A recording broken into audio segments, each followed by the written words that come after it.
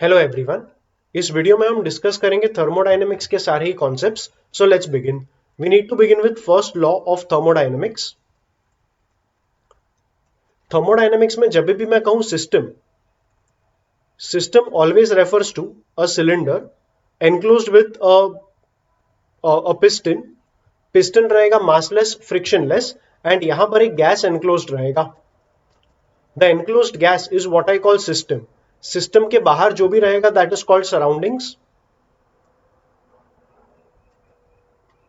And when I say system plus surroundings, so together they make the universe. So ये थोड़ा basic चीज समझ के रखना. Every time I tell you system, it means the gas which is enclosed in the cylinder, and the cylinder is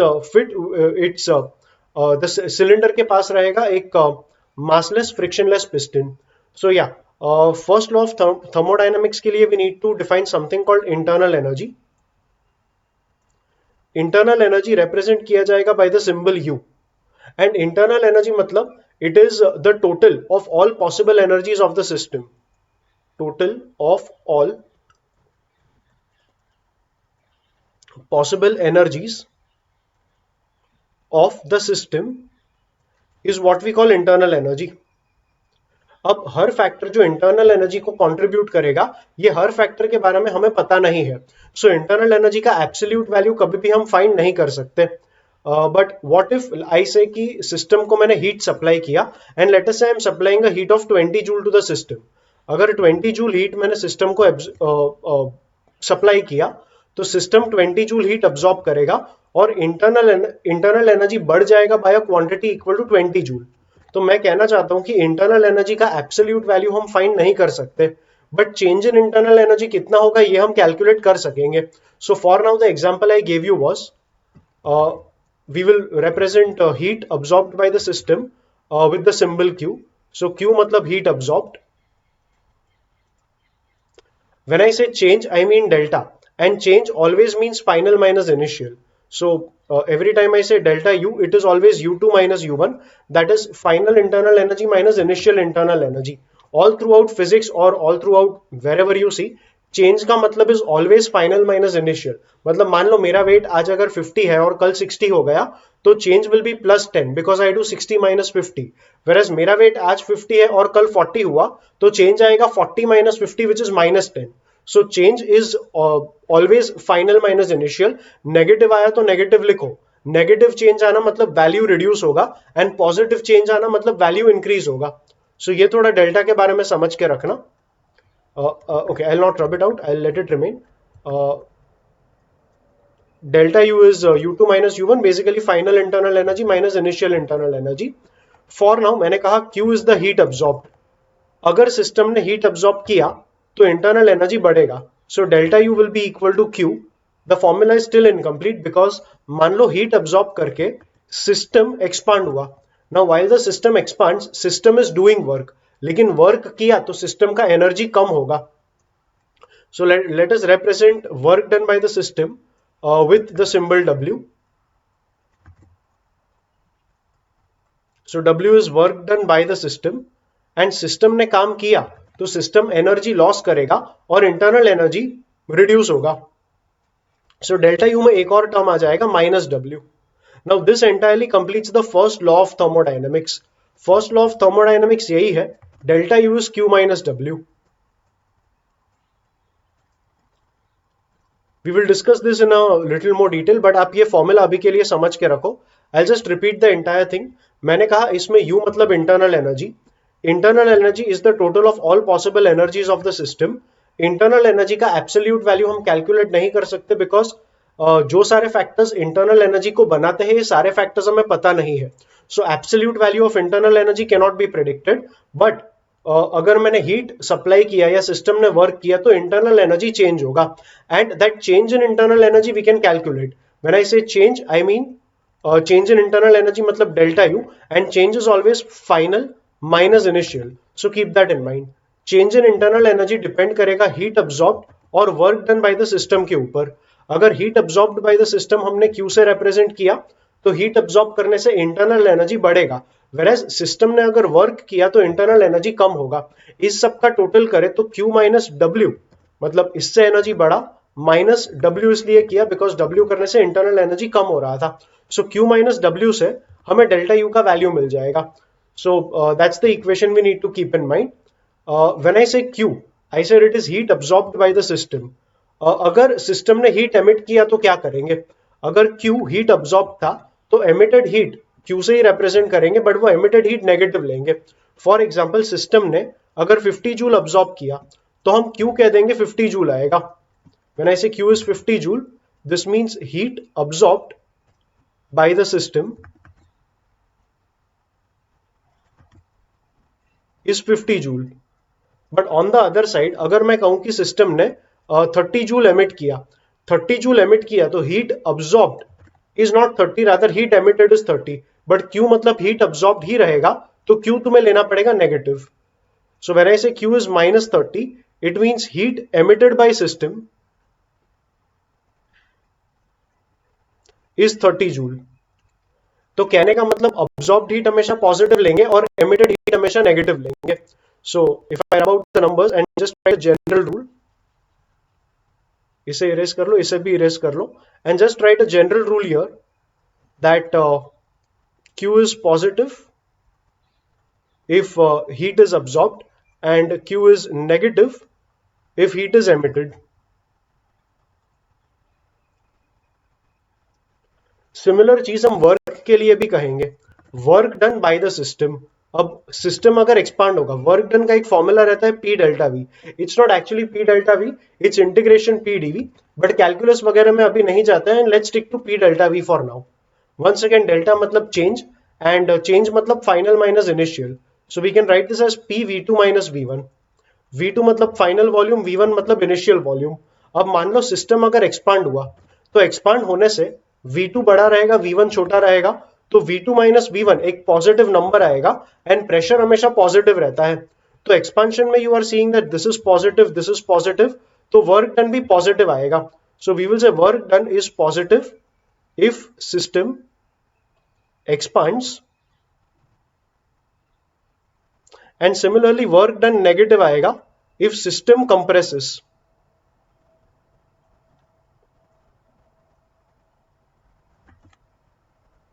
ऐसा इसलिए because compression हुआ तो V2 का वैल्यू V1 से छोटा होगा. कंप्रेशन मतलब अगर पिस्टन को प्रेस करके मैंने वॉल्यूम कम कर दिया, मतलब सिस्टम को कंप्रेस किया, तो कंप्रेशन में V2 छोटा रहेगा, V1 बड़ा रहेगा, तो V2 माइनस V1 नेगेटिव आएगा एंड प्रेशर हर केस में पॉजिटिव रहेगा.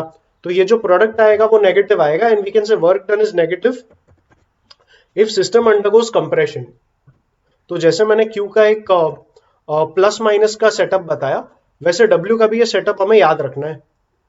सो if the system expands work done is positive, if the system compresses work done is negative. And work का मैंने for the time being formula बता के रखा है P delta V.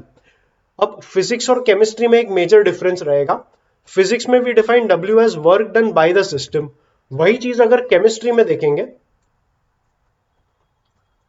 I know we are studying physics for now, but chemistry में भी thermodynamics है and first law of thermodynamics physics और केमिस्ट्री में अलग अलग वे में लिखते हैं. तो ये डिफरेंस यहीं पर हमारे लिए जानना जरूरी है.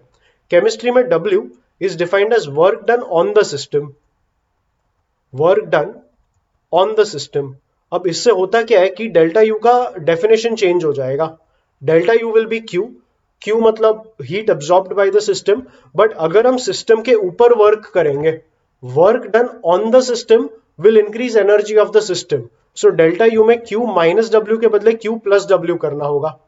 सो first law of thermodynamics is defined as Q plus W in chemistry. In chemistry, this is how you define the first law of thermodynamics. Now it might feel like physics और chemistry में ऐसे अलग अलग कैसे हो सकता है? मतलब साइंस तो साइंस ही है, science does not depend on हम फिजिक्स पढ़ते हैं कि केमिस्ट्री. सो ये डिफरेंस यहाँ पे आंसर हो जाता है कि work done on the system का फॉर्मूला हो जाएगा माइनस पी डेल्टा वी. जहां पे हमने फिजिक्स में वर्क डन का फॉर्मूला पी डेल्टा वी पढ़ा था, अगर यहां पर वर्क डन को पी डेल्टा वी डाल दिया तो डेल्टा यू का फॉर्मूला आएगा Q minus P delta we. और वहीं पर work done on the system का अगर फॉर्मूला चाहिए, मतलब केमिस्ट्री में अगर वर्क डन का फॉर्मूला चाहिए, तो it is minus P delta we. और यही फॉर्मूला यहां पर डाल देंगे तो डेल्टा यू बन जाएगा Q minus P delta V. So from here on if you see, ये वाला इक्वेशन केमिस्ट्री में देखो या फिजिक्स में देखो, ये इक्वेशन सेम बनेगा. So from this step onwards everything else will become identical only. तो ऐसा नहीं है कि फिजिक्स में या केमिस्ट्री में हमने अलग अलग इक्वेशंस पढ़ा. इट्स जस्ट दैट डब्ल्यू का जो डेफिनेशन है वो फिजिक्स और केमिस्ट्री में अलग होने की वजह से फर्स्ट लॉ का सिर्फ ये पहला वाला स्टेटमेंट अलग अलग रहेगा फिजिक्स और केमिस्ट्री में. तो इतना अंडरस्टैंडिंग रखेंगे. And yeah, I think we have spoken enough on the first law of thermodynamics, and we can move on to the next part. Now in the next part you need to study a few processes. There are actually 4 processes we need to learn. First is an isothermal process. I will define ये सब processes क्या रहेंगे, पहले सबके एक बार नाम लिख लेते हैं. Second is an adiabatic process.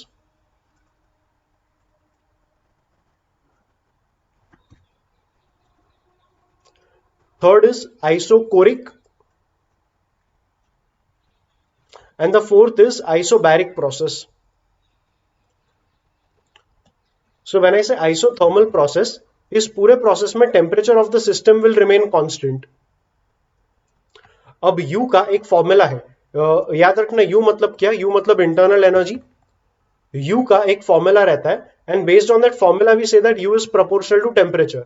I know you will say कि आपने स्टार्टिंग में ही बोला दैट U का एग्जैक्ट वैल्यू हम फाइंड नहीं कर सकेंगे. Keep that point also in mind, keep this point also in mind, and the question I just put forward remains unanswered.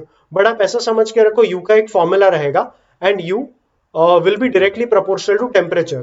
अगर U proportional to temperature रहेगा तो I can write formula for U as U equal to KT. अगर initial condition 1 लेंगे तो U1 will be KT1 and U2 will be KT2. But अगर process isothermal रहा तो temperature constant रहेगा. तो T1 या T2 अलग नहीं रहेंगे, आइडेंटिकल रहेंगे. तो I can write U1 as KT, U2 as KT. So delta U मतलब U2 minus U1, that will be KT minus KT which is equal to 0. So delta U will be equal to 0 for an isothermal process.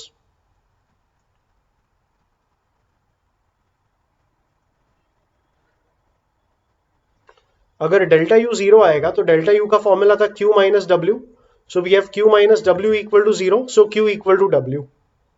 Now if you are thinking कि क्या हम Q plus W नहीं लिख सकते, definitely अगर chemistry पढ़ रहे होते तो Q plus W लिखते, बट फिलहाल हम फिजिक्स पढ़ रहे हैं. So I will stick to the first law of thermodynamics written in this manner and not in this manner. कभी अगर केमिस्ट्री पढ़ोगे तो ऐसे लिख लेना, but for the time being delta U को लिखेंगे Q minus W. So yeah, delta U 0 for an isothermal process. W right में जाएगा तो Q will become equal to W. तो यहाँ पे एक इन्फरेंस सोचने का ट्राई करो. The equation tells you that whatever heat is absorbed by the system will completely be converted into work done. ये पॉसिबल रहेगा only in ideal scenario, but in reality ऐसा होगा नहीं. Whatever heat the system absorbs, a part of it will be converted to work done and a part of it will be lost to the surroundings. It is just some sort of heat loss. So ये एक चीज ध्यान में रखनी है that Q equal to W possible only in ideal conditions.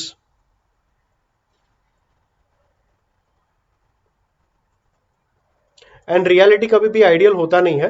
Reality में हमेशा जो भी हीट अब्सॉर्ब्ड रहेगा, like I said, a part of it will be lost to the surroundings and only a part of it will be converted to work done.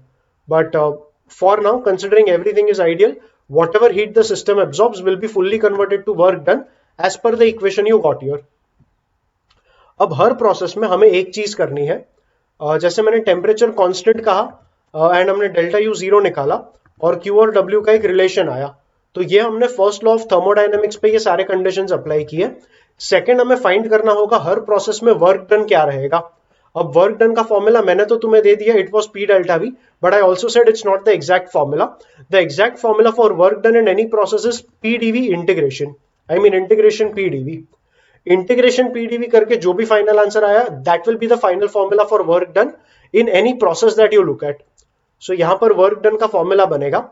अब फिलहाल pressure एक isothermal process में constant नहीं होगा. ऐसा इसलिए because अगर टेम्परेचर कांस्टेंट है then apply the ideal gas equation. Ideal gas equation था PV equal to nRT. Number of moles constant रहेगा अगर एक सिस्टम मैंने लिया तो. R was the gas constant. अगर टेम्परेचर भी कांस्टेंट है तो PV कांस्टेंट आएगा. If PV is constant then P will be nRT upon V. And अगर सिस्टम एक्सपांशन या कॉन्ट्रैक्शन करेगा तो वॉल्यूम चेंज होगा। ये पूरा का पूरा टर्म कांस्टेंट है, तो because volume will change, pressure का वैल्यू भी चेंज होगा। तो प्रेशर एक कांस्टेंट नहीं है, इसलिए मुझे प्रेशर को nRT अपॉन V करके लिखना पड़ेगा, एंड देन इंटीग्रेट करके जो आएगा that will be the formula for work done in an isothermal process. So ये बनेगा integration of nRT upon V। P को मैंने लिखा nRT upon V by this formula, and dV जो यहां पर था वो रहेगा। लेट अस से initial volume of the system is V1 and final volume is V2। तो इंटीग्रेशन के लिमिट बनेंगे V1 टू V2। ये भी इसलिए बिकॉज वेरिएबल मेरा V था, बिकॉज dV का टर्म था इसलिए मैंने कहा वेरिएबल V था, तो V का ही इनिशियल एंड फाइनल वैल्यू मेरे लिमिट के अपर एंड लोअर लिमिट बनेंगे। nRT कांस्टेंट है, so that will come out, so I will have nRT 1 upon V dV का integration is log V to the base E, मतलब we write it as ln V, and limit था V1 से लेके V2 तक। So when we put in the limit we get ln V2 minus ln V1, that is ln of V2 by V1। So work done का formula बना nRT ln of V2 by V1. You can also convert natural logarithm to common logarithm by multiplying with 2.303. So work done का formula बनेगा 2.303 nRT log to the base 10 V2 by V1. So ये दो formula work done का हमें ध्यान में रखना होगा for an isothermal process. Additionally PV equal to nRT में आई सेड टेम्परेचर अगर कांस्टेंट रहा तो nR तो वैसे भी कांस्टेंट था, तो PV इक्वल टू कांस्टेंट आया। If I say PV is constant, then it means P1 V1 is equal to P2 V2. So अगर मैं रीअरेंज कर लूं, V1 नीचे ले लेंगे, P2 यहां ले लेंगे, so I have P1 by P2 equal to V2 by V1.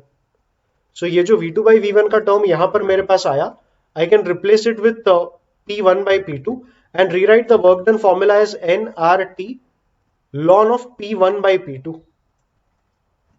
Similarly इसको भी रीअरेंज कर सकते हो, and you can write it as 2.303 nRT log to the base 10 P1 by P2 instead of V2 by V1.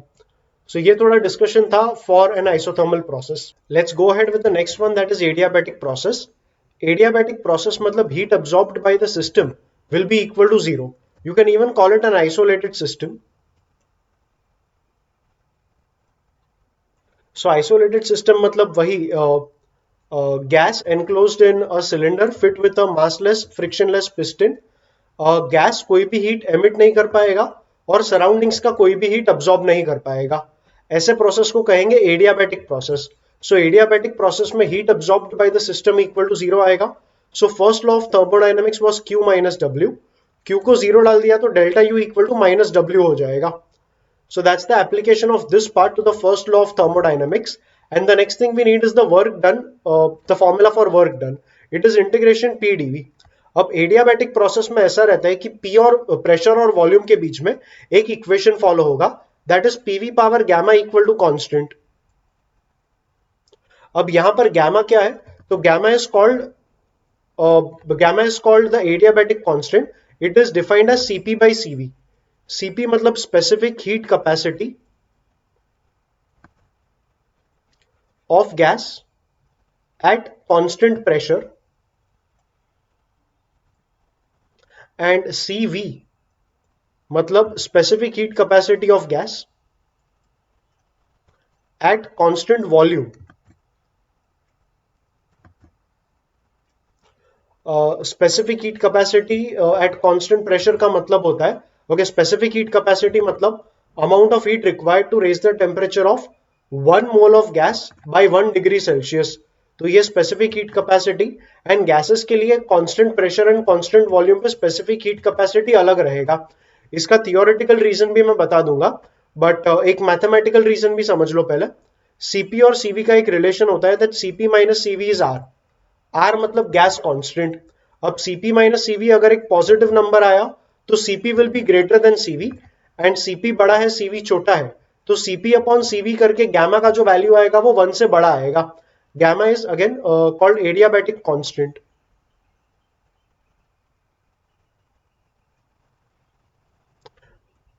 So CP minus CV R है, this is also an equation we need to know, and CP will always be greater than CV. एक reason तो यहीं पर मैंने बता दिया, CP minus CV एक positive number आया तो सीपी बड़ा सीवी छोटा। एंड दूसरा थियोरेटिकल रीजन ये है कि अगर कांस्टेंट वॉल्यूम पे हमने गैस को हीट किया, let us say there is a closed chamber में गैस था, मैंने गैस को हीट किया एट कांस्टेंट वॉल्यूम और गैस का टेम्परेचर बढ़ गया बाय 1 डिग्री सेल्सियस, इस केस में प्रेशर भी बढ़ेगा।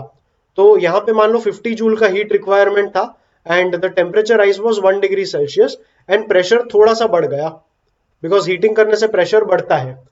Now if I want the specific heat capacity at constant pressure, तो इसी में अगर क्योंकि प्रेशर बढ़ चुका है और प्रेशर कांस्टेंट रखना है तो मुझे गैस को थोड़ा रिलीज करना पड़ेगा, मतलब सिस्टम को थोड़ा एक्सपांड होने देना पड़ेगा।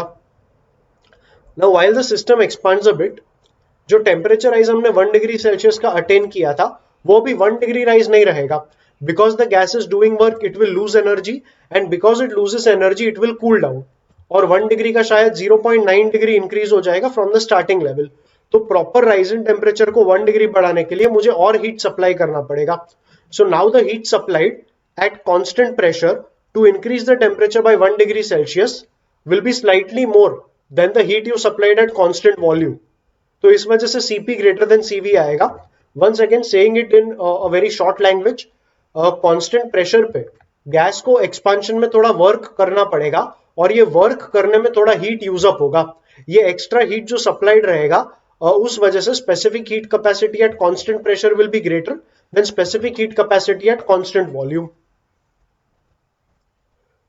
So yes, keep these few things in mind.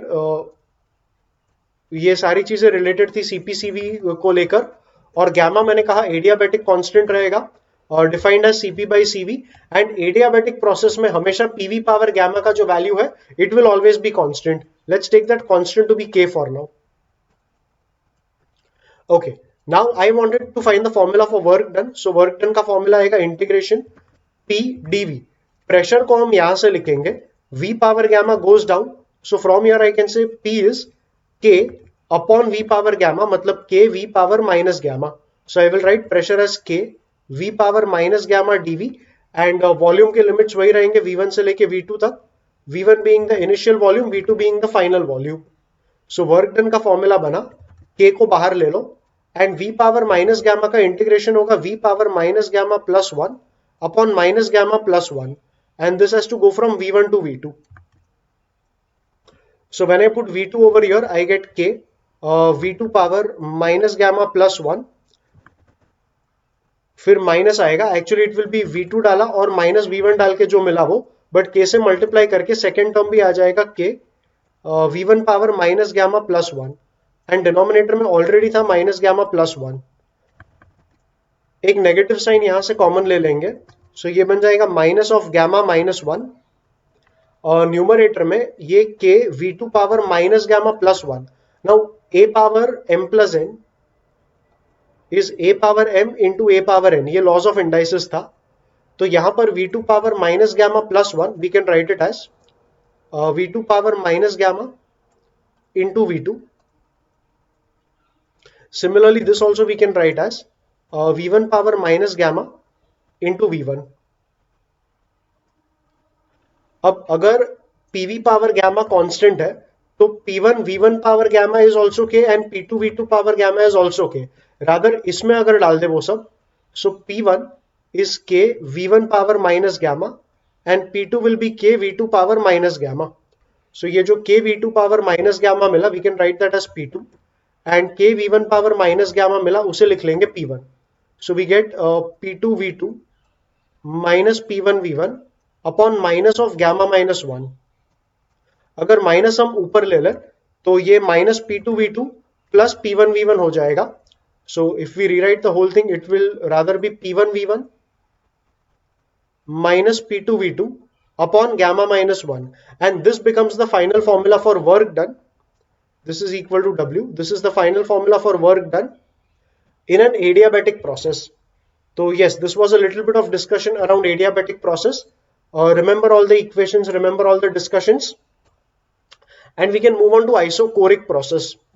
अब isochoric and isobaric कुछ ऐसे याद रखना है। बार जो रहता है it is unit for measuring pressure. When I से isobaric, pressure will be constant. And isobaric अगर pressure constant था तो isocoric will be volume constant. So let's discuss this point first. अगर volume constant रहेगा तो when I say work done was integration p dv. अब इस case में volume constant है तो किसी भी स्टेप पे अगर dv का वैल्यू देखेंगे तो dv का वैल्यू जीरो आएगा. dv represents the change in volume. So change in volume तो होने वाला है नहीं, तो एट एवरी स्टेज dv का वैल्यू जीरो आएगा. So p into zero and उसको इंटीग्रेट करेंगे तो फाइनल जीरो ही आएगा. So work done will be zero in an isochoric process. अब इसको ही अप्लाई करेंगे फर्स्ट लॉ ऑफ थर्मोडाइनमिक्स में. So delta U was Q minus W, और डब्ल्यू को अगर जीरो डाल दिया तो delta U will be equal to Q. We call it Q V. And यहां पर हम एक स्टेटमेंट दे सकेंगे that at constant volume whatever heat is absorbed by the system is entirely used for increasing the internal energy. So we can say at constant volume, change in internal energy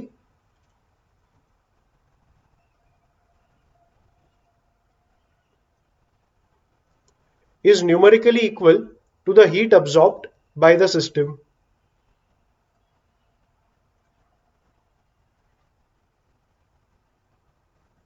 I know the statement, I could have just read out this equation, but statement important है इसलिए लिखा है. So if you are making notes along with me, I would recommend ये statement लिख के रखो. Numericals वगैरह में ये सारे इन्फरेंसेस काफी काम में आते हैं. So yeah, अगर वॉल्यूम कांस्टेंट रहेगा तो जो भी चेंज इन इंटरनल एनर्जी आया that numerically will be equal to the heat absorbed by the system. Let's continue with isobaric process. Work done का formula is integration p dv. अब फिलहाल pressure constant है तो pressure can be taken out of the integration. So we have p integration dv and limit रहेगा initial volume v1 to final volume v2. So this will be p integration dv मतलब v आएगा v1 to v2, और limits डाल देंगे तो ये हो जाएगा v2 minus v1 and that makes it delta v. So work done का फॉर्मूला मिल गया p delta v and this p delta v is applicable only when the pressure is constant. So work done का ये formula याद रखना p delta v. अब यही equation apply करना होगा फर्स्ट लॉ ऑफ थर्मोडायनेमिक्स में. So delta u is q minus w, और w को लिख लेंगे as p delta v. So delta u becomes q minus p delta v, and if you rearrange this q becomes delta u plus p delta v. अब इसका usage कुछ एक अलग concept में आएगा. That concept is about enthalpy. Enthalpy of system is represented by the symbol H, and just for the starting levels, एक understanding के लिए समझ लो heat content of the system. It's not an accurate definition, but 11-12 thermodynamics के लिए इतना description काफी रहेगा. So enthalpy of the system means heat content of the system, and enthalpy का सीधा सीधा फॉर्मूला रहता है H is U plus PV. इसका कोई description, कोई justification नहीं है. I am just asking you to memorize the formula. So ये formula RAR करनी है. RAR मतलब remember as result. So yeah, keep that formula in mind. So at some initial condition 1, enthalpy of the system H1 will be given by U1 plus P1 V1, and at some final condition, enthalpy of the system H2 will be given by H2 equal to U2 plus P2 V2. If you subtract the two of them, so you get H2 minus H1. हमें 2 minus 1 करना है. सो यहां पर भी आ जाएगा equal to U2 minus U1 plus, इन्हें subtract किया तो ये बनेगा P2 V2 minus P1 V1. H2 minus H1 is like final minus initial enthalpy, so that is delta H. ये हो जाएगा delta U plus, you can call it delta PV. अगर pressure constant है तो ही, if pressure is constant only then you can take that pressure term out. अगर pressure term बाहर आया तो delta H becomes delta U plus P delta V, and delta H is delta U plus P delta V. अब इसी equation को हमें apply करना होगा यहां पर. हमें मिला Q equal to delta U plus P delta V, but that is only when the pressure was constant. So delta U plus P delta V, as per the concept you learnt over here, delta U plus P delta V is change in enthalpy. So यहां पे लिख लेंगे Q equal to this term is actually delta H. So Q equal to delta H आएगा, and इसका भी same statement हम बना लेंगे that at constant pressure heat absorbed by the system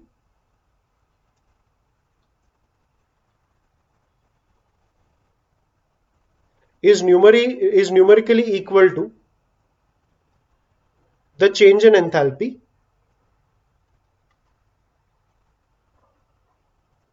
and या that's a rule you should remember, just like ये वाला rule याद रखा कि कांस्टेंट वॉल्यूम पे जो भी हीट अब्सॉर्ब करोगे it will be equal to change in internal energy, and constant pressure पे जो भी हीट अब्सॉर्ब करोगे it will be equal to the change in enthalpy. इस हीट अब्सॉर्ब को हम QP लिखेंगे, just like this we were writing it as QV। So yeah this was a little bit of discussion around 4 types of processes. आप एक और process साथ में ही ले लो, this time the process name is polytropic process.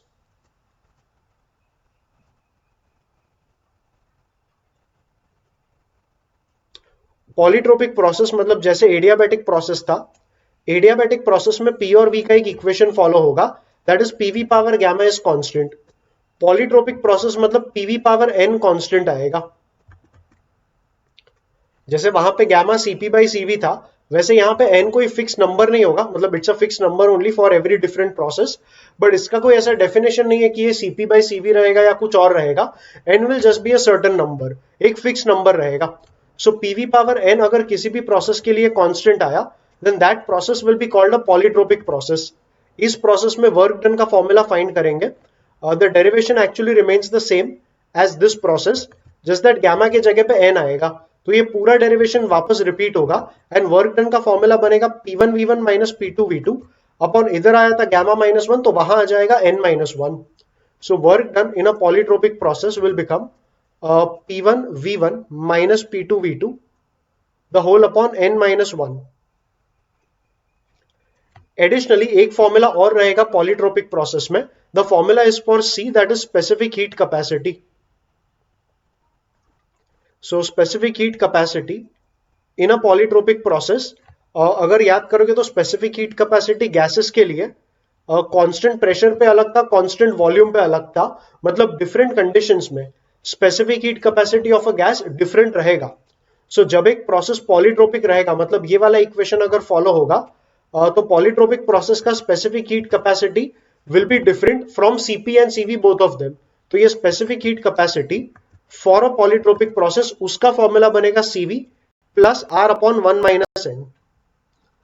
Once again physics है, मतलब it's a type of mathematics only, इन सबका डेरिवेशन रहता है। अभी इस डेरिवेशन को करने की जरूरत नहीं है। For your curiosity, if you want to search it on the internet, you can search it and you might even get some convincing derivations, but for your numericals, your entrance exams like JEE mains, advanced, NEET वगैरह वगैरह, ये final formula आपको याद रखना है। So specific heat capacity of a gas for a polytropic process is given by the formula CV, मतलब specific heat capacity of gas at constant volume, plus R मतलब gas constant upon 1 minus N। ये N मतलब V का जो power आएगा वही N होगा, that N necessarily need not be an integer. It could be any integer, it could be a fractional number, irrational number हुआ तो भी चलेगा, बस एक नंबर होना चाहिए, and that number appears over here. So yeah, for a start in thermodynamics, these are the 5 processes we needed to discuss, and yeah, we can now move on with the next part. The next thing we need to do is plot graphs of all the processes we have studied. So first हम graph plot करेंगे isothermal process का। Isothermal process में मैंने कहा था temperature constant होगा, but because PV was equal to nRT, and nRT में अगर टेम्परेचर कांस्टेंट लिया तो सिस्टम के लिए N और R तो वैसे ही कांस्टेंट होगा, so PV equal to constant आएगा, and PV equal to constant मतलब P is K by V, so P is inversely proportional to volume. So graph अगर प्लॉट करेंगे प्रेशर वर्सेस वॉल्यूम का, तो प्रेशर वर्सेस वॉल्यूम का graph, जैसे जैसे वॉल्यूम बढ़ेगा वैसे वैसे प्रेशर ड्रॉप होगा, because of the relation I just said, pressure inversely proportional to volume. So ये हमारा एक ग्राफ बनेगा। Now all of these graphs are called isotherms. So this is a PV isotherm for an isothermal process. इस graph पे अगर temperature देखेंगे तो temperature constant होगा, and let us say this graph is for temperature equal to T1। अगर मैं temperature बढ़ा दूं तो नोटिस कर टेम्परेचर बढ़ाने से एनआरटी का वैल्यू बढ़ जाएगा। एनआरटी मतलब ये कांस्टेंट, तो के का वैल्यू बड़ा हो जाएगा। तो करस्पॉन्डिंग प्रेशर जो आएगा एक गिवन वॉल्यूम पे प्रेशर का वैल्यू बड़ा आएगा if the temperature is increase. So अगर एक और ग्राफ प्लॉट करूं at a higher temperature it will be this.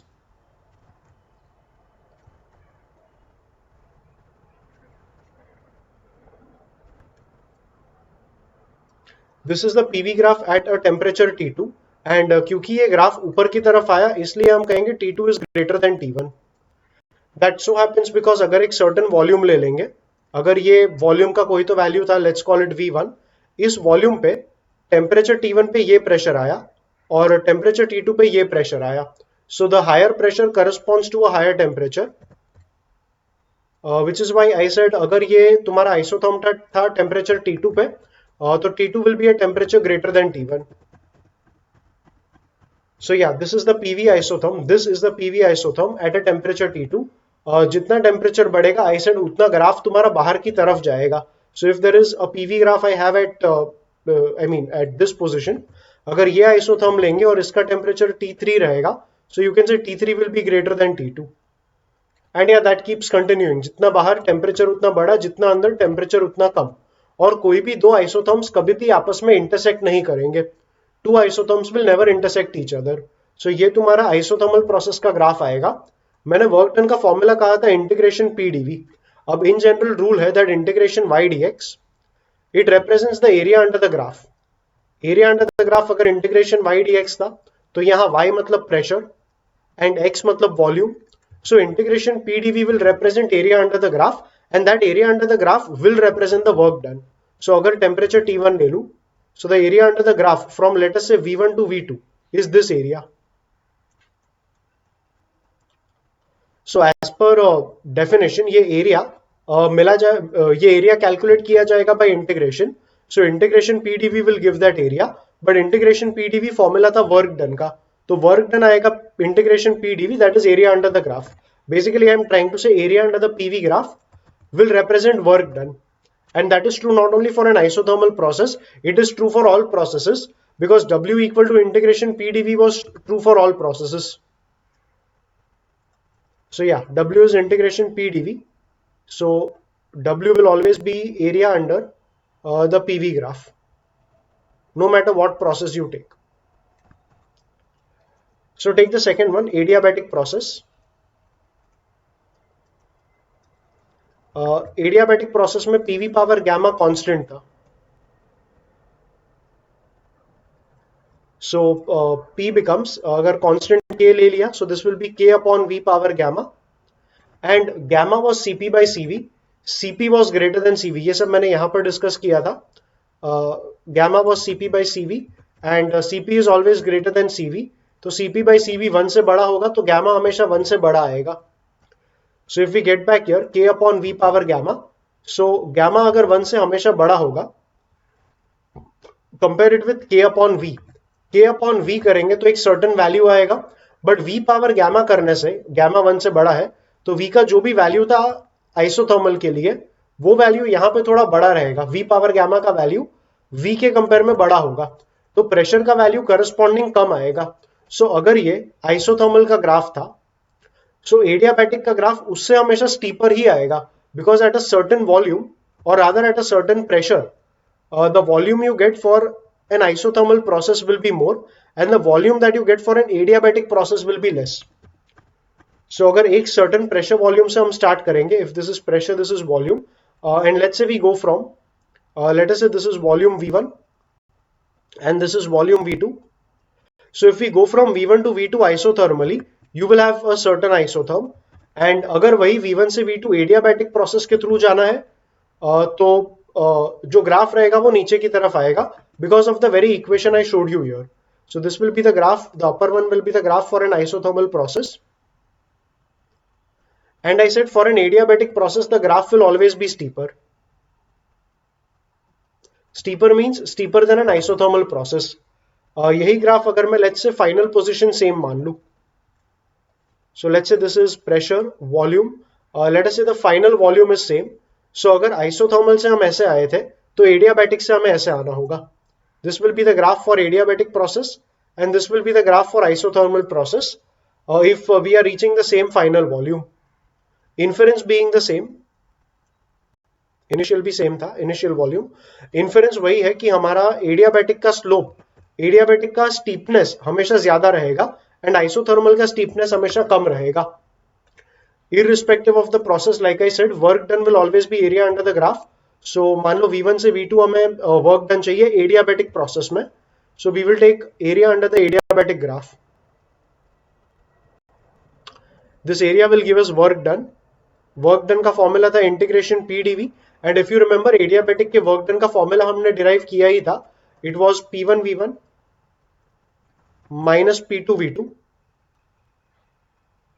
the whole upon gamma minus 1. So you can use this formula also to calculate the work done, and graphically, like I said, area under the adiabatic graph is going to represent the work done. Let's continue. The next two graphs are for isochoric and isobaric process.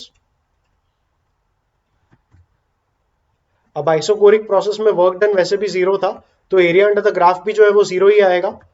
And graph अगर देखोगे तो अगर ये pressure है और ये volume है and volume has to remain constant, तो ग्राफ इस तरीके से जाएगा, that is pressure will increase with the volume value remaining constant. So graph के अंडर का कोई एरिया है ही नहीं, which is why area under the graph zero आएगा, सो वर्क डन भी जीरो ही आएगा. And finally we have isobaric process.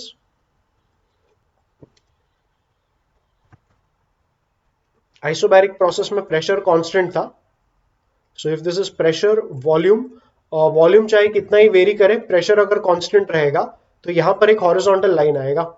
And let us say the volume of gas expands from V1 to V2.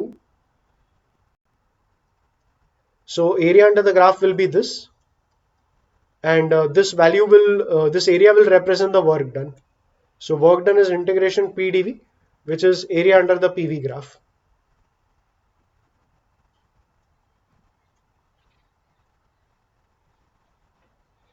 And yeah, that's how the graphs for all these processes will look like. अब अगर तू सोच रहा है polytropic process का graph कैसा होगा, उसके लिए n का वैल्यू जानना जरूरी है. अगर n का वैल्यू मिल गया तो you can say P is K upon V power n, and once again P is inversely proportional to V. तो जो भी ग्राफ आएगा वो एक डिक्रीजिंग ग्राफ ही आएगा with pressure here and volume over here. So yeah, this is a little bit of discussion around the graphical part. There's a little more discussion around the delta H formula I need to do with you people. So delta H is delta U plus P delta V. इस formula को लिख लो एक बार. Delta H is delta U plus P delta V. Now focus on the P delta V part. When I say P delta V, it means P and bracket V2 minus V1. So if I open the bracket, I have PV2 minus PV1. Now PV is always equal to nRT for any ideal gas. So PV2 can be written as nRT2 and PV1 can be written as nRT1. यहां पर मेरा assumption है कि system में जो gas रहेगा वो fixed रहेगा. It is not undergoing any reaction, just that expansion contraction या जो भी प्रोसेस वो चल रहा है गैस के ऊपर, उस प्रोसेस में फाइनल टेम्परेचर T2 आया और इनिशियल टेम्परेचर T1 था. So I can write this expression in this manner. NR can again come out common, bracket में बचेगा T2 minus T1 which is delta T. So I can write P delta V as NR delta T अगर मेरा temperature vary करेगा and number of moles constant रहेगा. So delta H का एक और formula बना delta U plus NR delta T. ये तो मेन फॉर्मूला था ही, इसी को बस थोड़ा मॉडिफाई करके ये फॉर्मूला बनाया. Now what if there is a reaction happening. अगर रिएक्शन होगा तो नंबर ऑफ मोल्स चेंज होंगे, एंड नंबर ऑफ मोल्स चेंज होने की वजह से PV2 will be written as N2RT. I am assuming number of moles will change and temperature will remain constant. So I am saying if N changes and T is constant, N change होगा if there is a reaction happening in the system. So if there is a reaction happening, N changes, and यही equation लिखा जाएगा as P delta V, which is PV2 minus V1. If we open the bracket, it's PV2 minus PV1. If we further continue the simplification, PV2 like I said is N2RT and PV1 is N1RT. इस case में RT common आएगा and N2 minus N1 becomes delta N. So we get RT common and N2 minus N1 is delta N.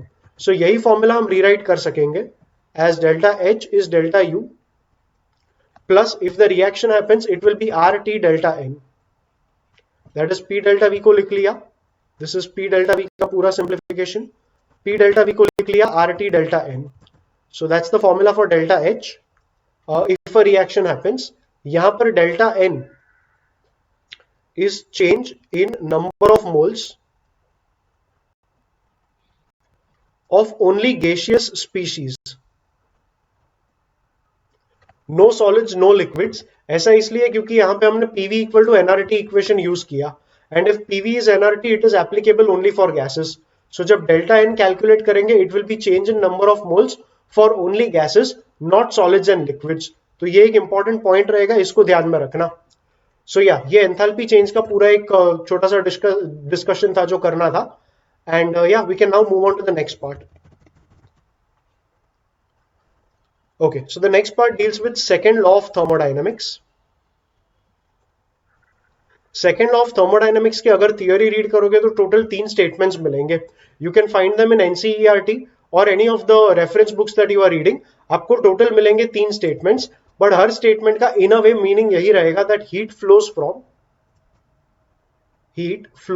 From a body at high temperature to a body at low temperature. I know ये common sense है but यही law है that every time one body is at a higher temperature, other body is at a lower temperature, the net flow of heat will be from the high temperature body to the low temperature body. बस इसी के आसपास एक पूरा concept बनता है और इसके ऊपर न्यूमेरिकल्स आते हैं. So the actual concept is going to look like this. So let us say this is a reservoir. Reservoir मतलब इसमें से तुम कितना भी हीट निकालो या इसे कितना भी हीट सप्लाई करो, इसका टेम्परेचर वेरी नहीं करेगा. सो this is a reservoir. You can consider it to be the surroundings and we will call it the high temperature reservoir.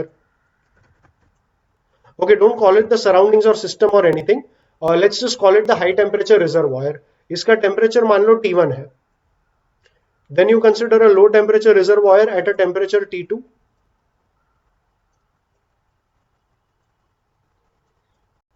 And let us consider a machine or engine or whatever you may call it. It is a machine that is going to do some amount of work. So ये machine क्या करेगा? You consider an engine मतलब proper railway का एक जो engine रहता है वो a railway engine. If you remember the coal engines or if you think of a coal engine में ऐसा है कि एक चेम्बर रहेगा जिसमें हम कोल डालेंगे और कोल जिस चेम्बर में डालेंगे उस चेम्बर में कोल को जलाया जाएगा. तो वो चेम्बर का टेम्परेचर काफी ज्यादा रहेगा. वो चेम्बर जिसमें हम कोल को जलाते हैं उस चेम्बर को कहेंगे हाई टेम्परेचर रिजर्वॉयर, उसका टेम्परेचर T1 रहेगा. तो इंजन का काम रहेगा कि इस हाई टेम्परेचर रिजर्वॉयर से वो हीट अब्सॉर्ब करेगा. Let the heat absorb be equal to Q1 and ये हीट अब्सॉर्ब करके इंजन थोड़ा सा वर्क परफॉर्म करेगा. So the work output we are getting, let's call it W. ये सारा सिर्फ हीट इंजन या रेलवे इंजन या ऐसे किसी चीज के लिए नहीं है. It is true in general for all systems. So ये एक सिस्टम है, उसने हाई टेम्परेचर रिजर्वॉयर से Q1 amount of heat absorb किया, ये फ्यूल की तरह एक्ट करेगा. The system is getting energy so it will give out some work output. And कभी भी 100% conversion of heat to work is not possible. थोड़ा बहुत वेस्टेज तो होने ही वाला है. The wasted amount let us say is Q2 and Q2 amount of heat is dissipated to the surroundings. तो यहां पर low temperature reservoir is the surroundings. तो ये T2 रहेगा temperature of the surroundings and in general we can call it the sink. I am not very sure of this but I think इसे source भी कहते हैं. For the time being for our reference let's call it the source. Source मतलब जहां से तुमने heat absorb किया वो. सिंक मतलब जो लेफ्ट ओवर जो वेस्टेज वाला हीट था वो जहां तुमने डिसिपेट किया उसे कहेंगे सिंक. और इनका जो भी डिफरेंस रहेगा that will be our work output. तो यहां पर एक बेसिक एनर्जी बैलेंस करेंगे. Q1 अगर 100 जूल अब्सॉर्ब किया, 30 जूल वर्क मिला तो 70 जूल वेस्टेज में गया. So basically Q1 is W plus Q2. तो ये एक एनर्जी बैलेंस इक्वेशन रहेगा between Q1, W and Q2. At this point we need to define something called efficiency of a heat engine. Efficiency is represented by the symbol eta and efficiency का basic meaning क्या रहेगा? सो efficiency मतलब अगर मैं कहूं 100 supply किया और 30 का वर्क आउटपुट आया, तो anyone would say the efficiency is 30 upon 100. It's like efficiency is being defined as output upon input. तो यही बेसिक डेफिनेशन रहेगा एफिशिएंसी का. And efficiency for this reason we can say is output मतलब जो work output हमें मिला वो W divided by input. Input मतलब एब्जॉर्ब कितना किया था Q1 वो वैल्यू. सो ईटा का एक फॉर्मूला बन जाएगा W बाई Q1. ईटा मतलब एफिशिएंसी. इसी को थोड़ा और सिंप्लीफाई करेंगे. सो ईटा बिकम्स W को लिखेंगे Q1 minus Q2. So this is Q1 minus Q2 मतलब ये W का फॉर्मूला लिखा. एंड अपॉन आ जाएगा Q1. सेपरेट कर लेंगे तो ईटा बन जाएगा 1 माइनस 1 क्योंकि Q1 upon Q1 is 1 minus Q2 by Q1. And for some reason ये जो Q2 एंड Q1 रहेंगे, Q2 and Q1 will be proportional to T1 and T2. I mean Q2 proportional to T2 and Q1 proportional to T1. So if they are proportional तो ratio लेते time वो proportionality constant कटेगा and Q2 by Q1 will be T2 by T1. So 1 minus T2 by T1 is also formula for efficiency eta. So eta का हमने दो formula पढ़ा.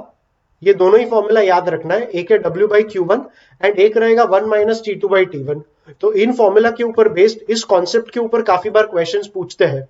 ये concept हो जाएगा हीट इंजन का concept. The heading itself is heat engine. So या that's a particular concept we studied. ये सारे इक्वेशंस याद रखना and let's move on to the next concept. Second law of thermodynamics का ही पार्ट है and this time the name of the concept is refrigerator. So refrigerator का काम होता है कि अंदर का जो भी स्पेस है उसे ठंडा रखना. तो रेफ्रिजरेटर क्या करेगा, अंदर के स्पेस में से हीट निकालेगा और बाहर सराउंडिंग्स को सप्लाई कर देगा. If you realize it is a non spontaneous process. Non spontaneous process मतलब heat is flowing from low temperature to high temperature. तो ये हीट कभी अपने आप फ्लो नहीं करेगा. अगर हम करवाएंगे तो ये हीट फ्लो होगा. Think of it as a pen. अगर एक पेन लिया या कोई भी एक ऑब्जेक्ट ले लोगे और ये अर्थ है, ऑब्जेक्ट को ऐसे ही छोड़ दिया तो वो अर्थ के ऊपर गिरेगा. अर्थ के ऊपर गिरना is called a spontaneous process. Does it mean that the stone can not go back up? अगर मैं मेरे हाथ से स्टोन को ऊपर उठाऊं तो स्टोन ऊपर जाएगा. ये स्टोन को ऊपर उठाना मतलब स्टोन ऊपर गया लेकिन अपने आप थोड़ी ना गया, उसे मैं लेकर गया. तो ऐसे प्रोसेसेस जो होंगे लेकिन हमें करने पड़ेंगे, they are called non spontaneous processes. Non-spontaneous processes do occur, but we have to make them occur. But कोई चीज अगर अपने आप हो जाएगी तो उसे कहेंगे spontaneous. तो रेफ्रिजरेटर का वही कॉन्सेप्ट है. This is the high temperature reservoir. I will call it HTR, high temperature reservoir. Temperature T1. ये हमारा मशीन रहेगा और ये हमारा लो टेम्परेचर रिजर्वॉयर है at a temperature T2. Low temperature reservoir मतलब रेफ्रिजरेटर के अंदर का पार्ट. हमें इस पार्ट से हीट अब्सॉर्ब करनी है. So let us say I am absorbing certain amount of heat and transferring it to the surroundings. जैसे मैंने कहा हीट नेट फ्लो किया from low temperature to high temperature. ये प्रोसेस स्पॉन्टेनियस नहीं है because heat always flows from high temperature to low temperature. But अगर ये process non spontaneous है, इसका ये मतलब तो नहीं है ना कि ये हो नहीं पाएगा. मैं इसे करवा पाऊंगा. नॉन स्पॉन्टेनियस प्रोसेस होगा, बस मुझे थोड़ा एफर्ट लगाना पड़ेगा इस प्रोसेस को करवाने के लिए. वो जो एफर्ट मैंने लगाया that is the work input I am giving to the system. So work input is given to the system. Heat is absorbed from the low temperature reservoir and finally add up करके एक heat transfer किया जाएगा to the surroundings. इस process में surroundings को heat मिलेगा. Refrigerator के अंदर से तुमने हीट निकाला तो रेफ्रिजरेटर के अंदर का जो भी पार्ट था वो कूल डाउन हो जाएगा. सो that is how the energy balance works in a refrigerator. यहां पे भी वही इक्वेशंस हम बनाने का ट्राई करेंगे. एफिशिएंसी का तो वही फॉर्मूला रहेगा जो पहले हमने पढ़ा. Efficiency is W by Q1 that is 1 minus T2 by T1. Final सब सिंप्लीफाई करने के बाद. बट रेफ्रिजरेटर में एफिशिएंसी इतना इंपॉर्टेंट नहीं है. What is important is a term called beta that is coefficient of performance.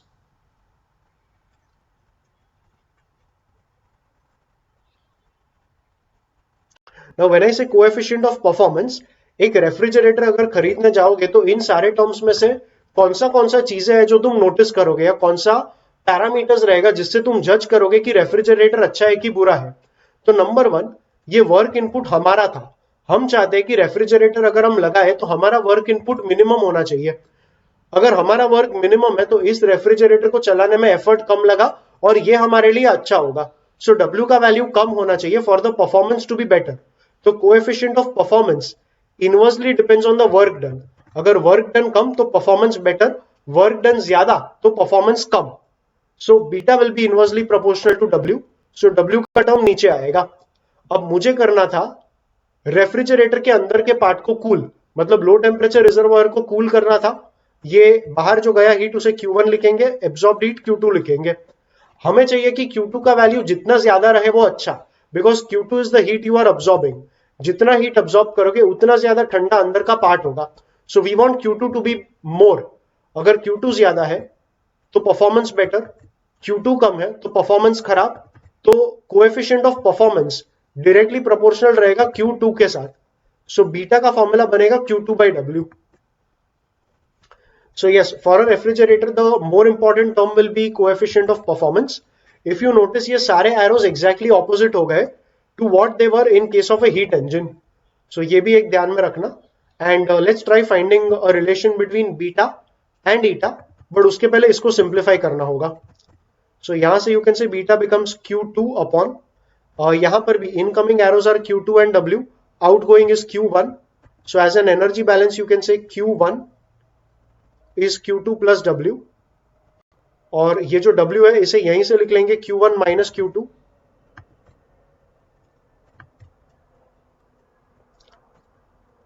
अब यहां सेपरेट तो नहीं कर सकते, बट मैंने पहले भी कहा था Q for some reason is proportional to temperature.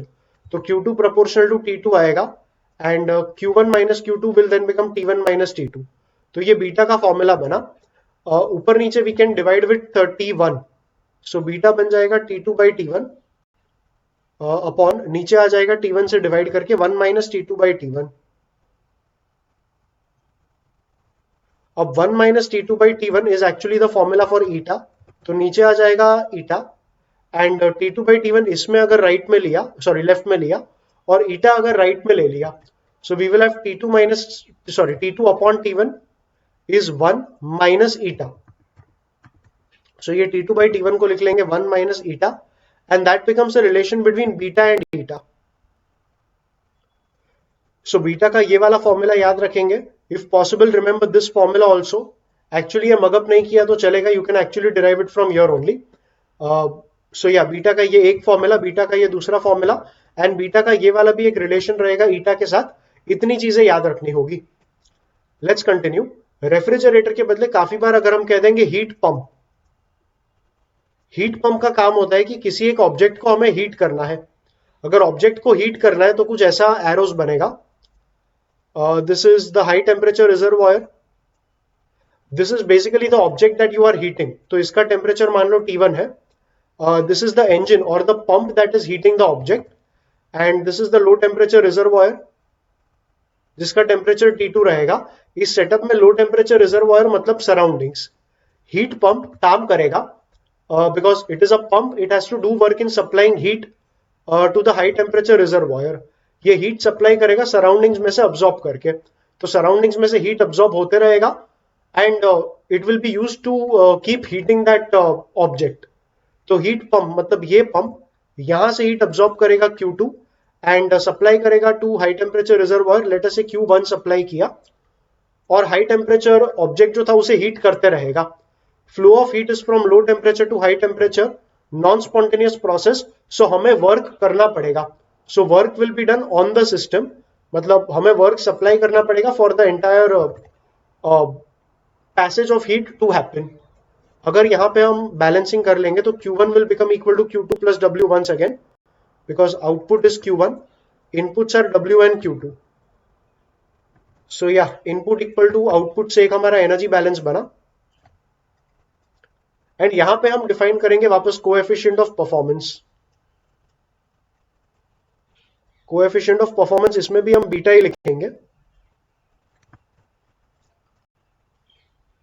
अब हीट पंप के लिए परफॉर्मेंस बेटर रहेगा अगर Q1 बड़ा है तो। देखो रेफ्रिजरेटर के लिए Q2 मैटर करेगा बिकॉज तुम्हें लो टेम्परेचर रिजर्वायर को ठंडा करना था, बट हीट पंप में हाई टेम्परेचर रिजर्वायर को और ज्यादा गर्म करना है, तो यहाँ पे Q1 मैटर करेगा। अगर Q1 बड़ा है तो हाई टेम्परेचर रिजर्वायर और भी ज्यादा हीट होगा, तो Q1 बड़ा तो परफॉर्मेंस बेटर, मतलब coefficient of performance directly depends on Q1 divided by वही बात W हमें करना था, हमारा वर्क डन जितना कम रहे उतना बेटर। सो परफॉर्मेंस बेटर है अगर W छोटा रहेगा, so coefficient of performance is inversely proportional to W। So for a heat pump arrows वही रहेंगे जो तुमने रेफ्रिजरेटर के लिए ड्रॉ किए थे, बट रेफ्रिजरेटर के लिए Q2 मैटर करेगा, so beta will be Q2 by W। But heat pump के लिए Q1 मैटर करेगा, इसलिए beta will be Q1 by W। So ये फॉर्मूला याद रखनी है, just like the earlier case इसे भी सिंप्लीफाई करेंगे। So beta is Q1 upon W, यहां से आ जाएगा Q1 minus Q2 and Q is proportional to temperature, तो ये बनेगा T1 upon T1 minus T2। So yes that's beta for a heat pump, and वही बीटा और ईटा का रिलेशन फाइंड करेंगे। ईटा अभी भी वही रहेगा, eta is still defined as 1 minus T2 by T1 only, और you can write it as W by Q1। In fact you can say कि यहां पर W बाई Q1 का रेसिप्रोकल ही आ गया। So if this is W by Q1, ये दो फॉर्मूला थे ईटा के, so for a heat pump beta will simply be 1 upon eta. So yeah, that's a little bit of discussion around the second law of thermodynamics. इसे थोड़ा और continue करेंगे, and here you need to learn something called a Carnot cycle. Carnot cycle के लिए वापस PV का graph बना लो, and Carnot cycle is basically a cyclic process.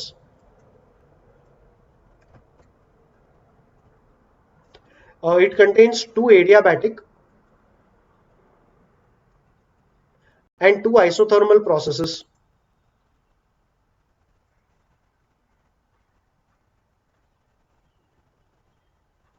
तो ग्राफ पे कुछ ऐसा रहेगा, let us say we are starting from point A, we go from A to B, A से बी जाएंगे, दैट्स एन आइसोथर्मल प्रोसेस, और next will be an adiabatic process from B to C.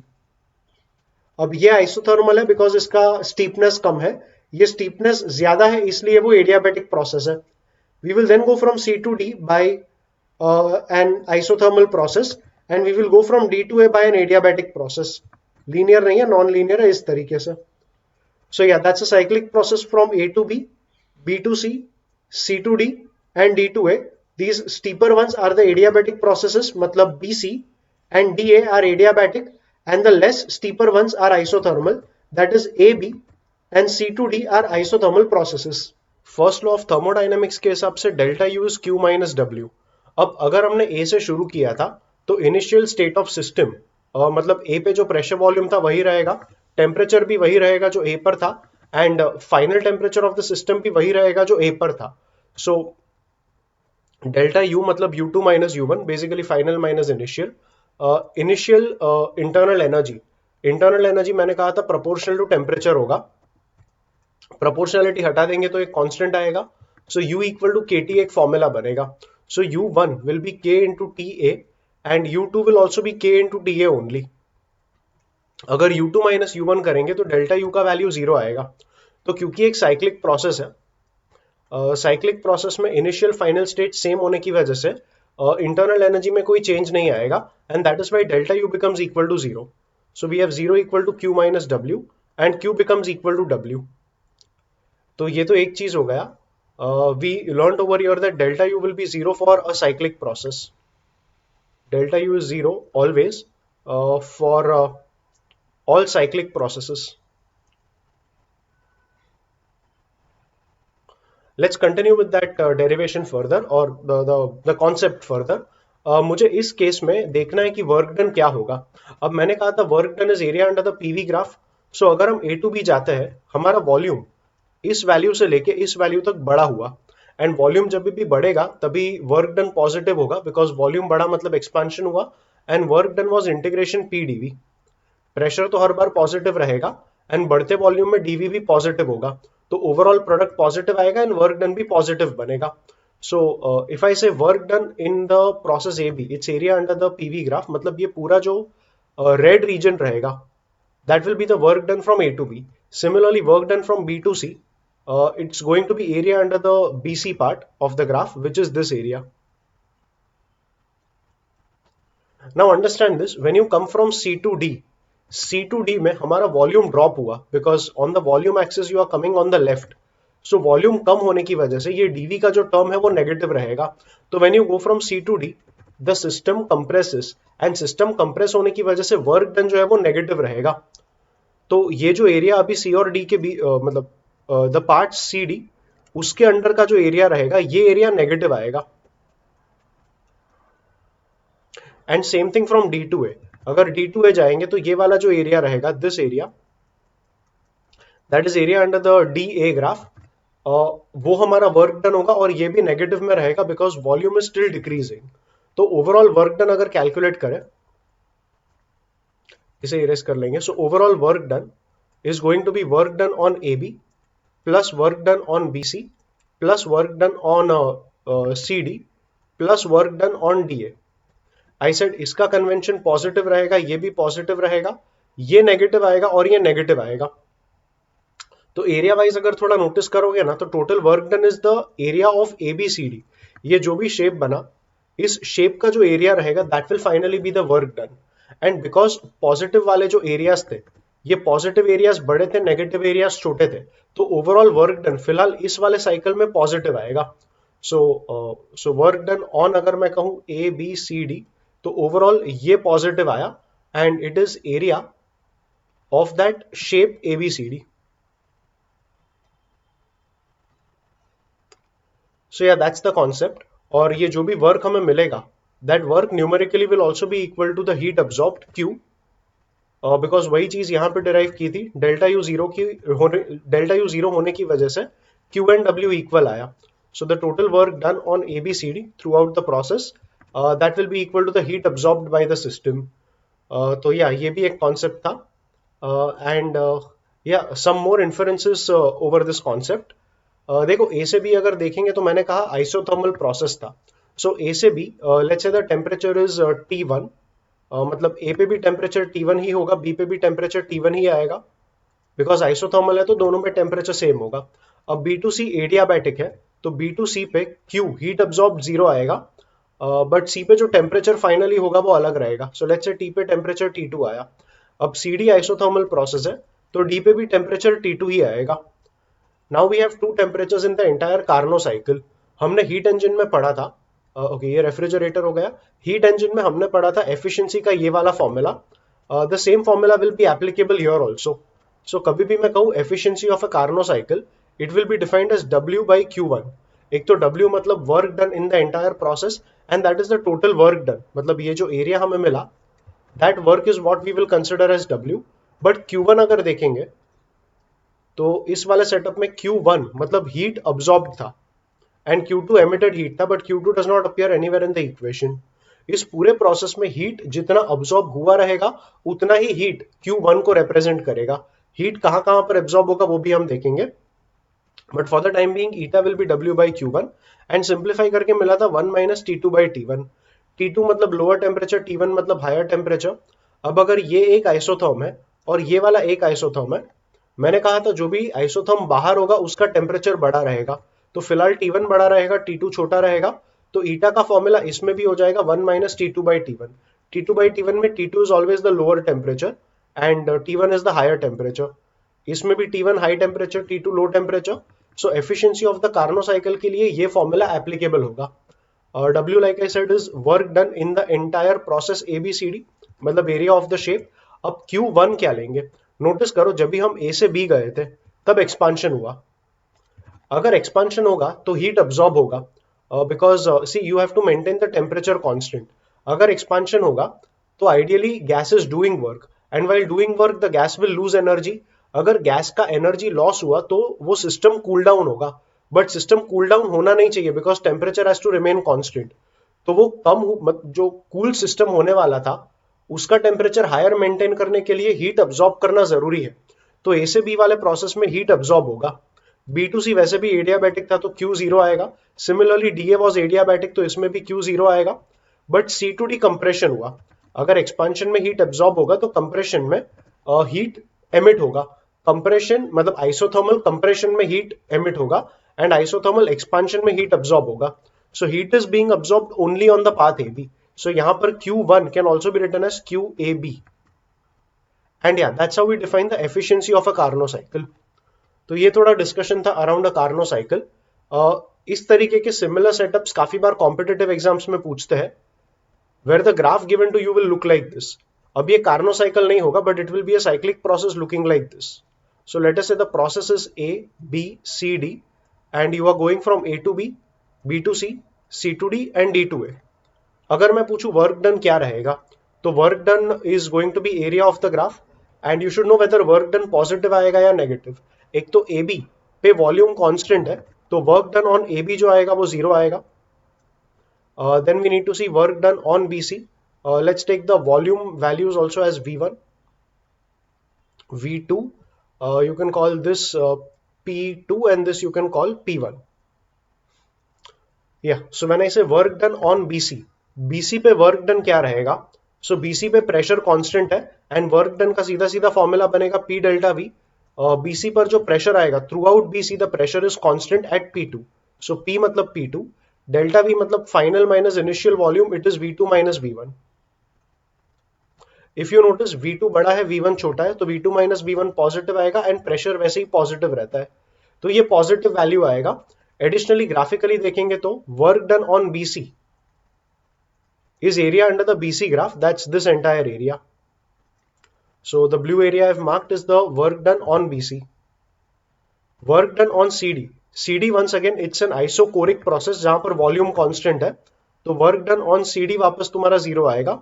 And work done on DA, D2A you are going back मतलब volume drop हो रहा है and pressure constant है because it's a horizontal line. So work done का formula सीधा आएगा P delta V। The constant pressure is P1, delta V is final minus initial, final is V1, initial is V2। तो ये बनेगा V1 minus V2।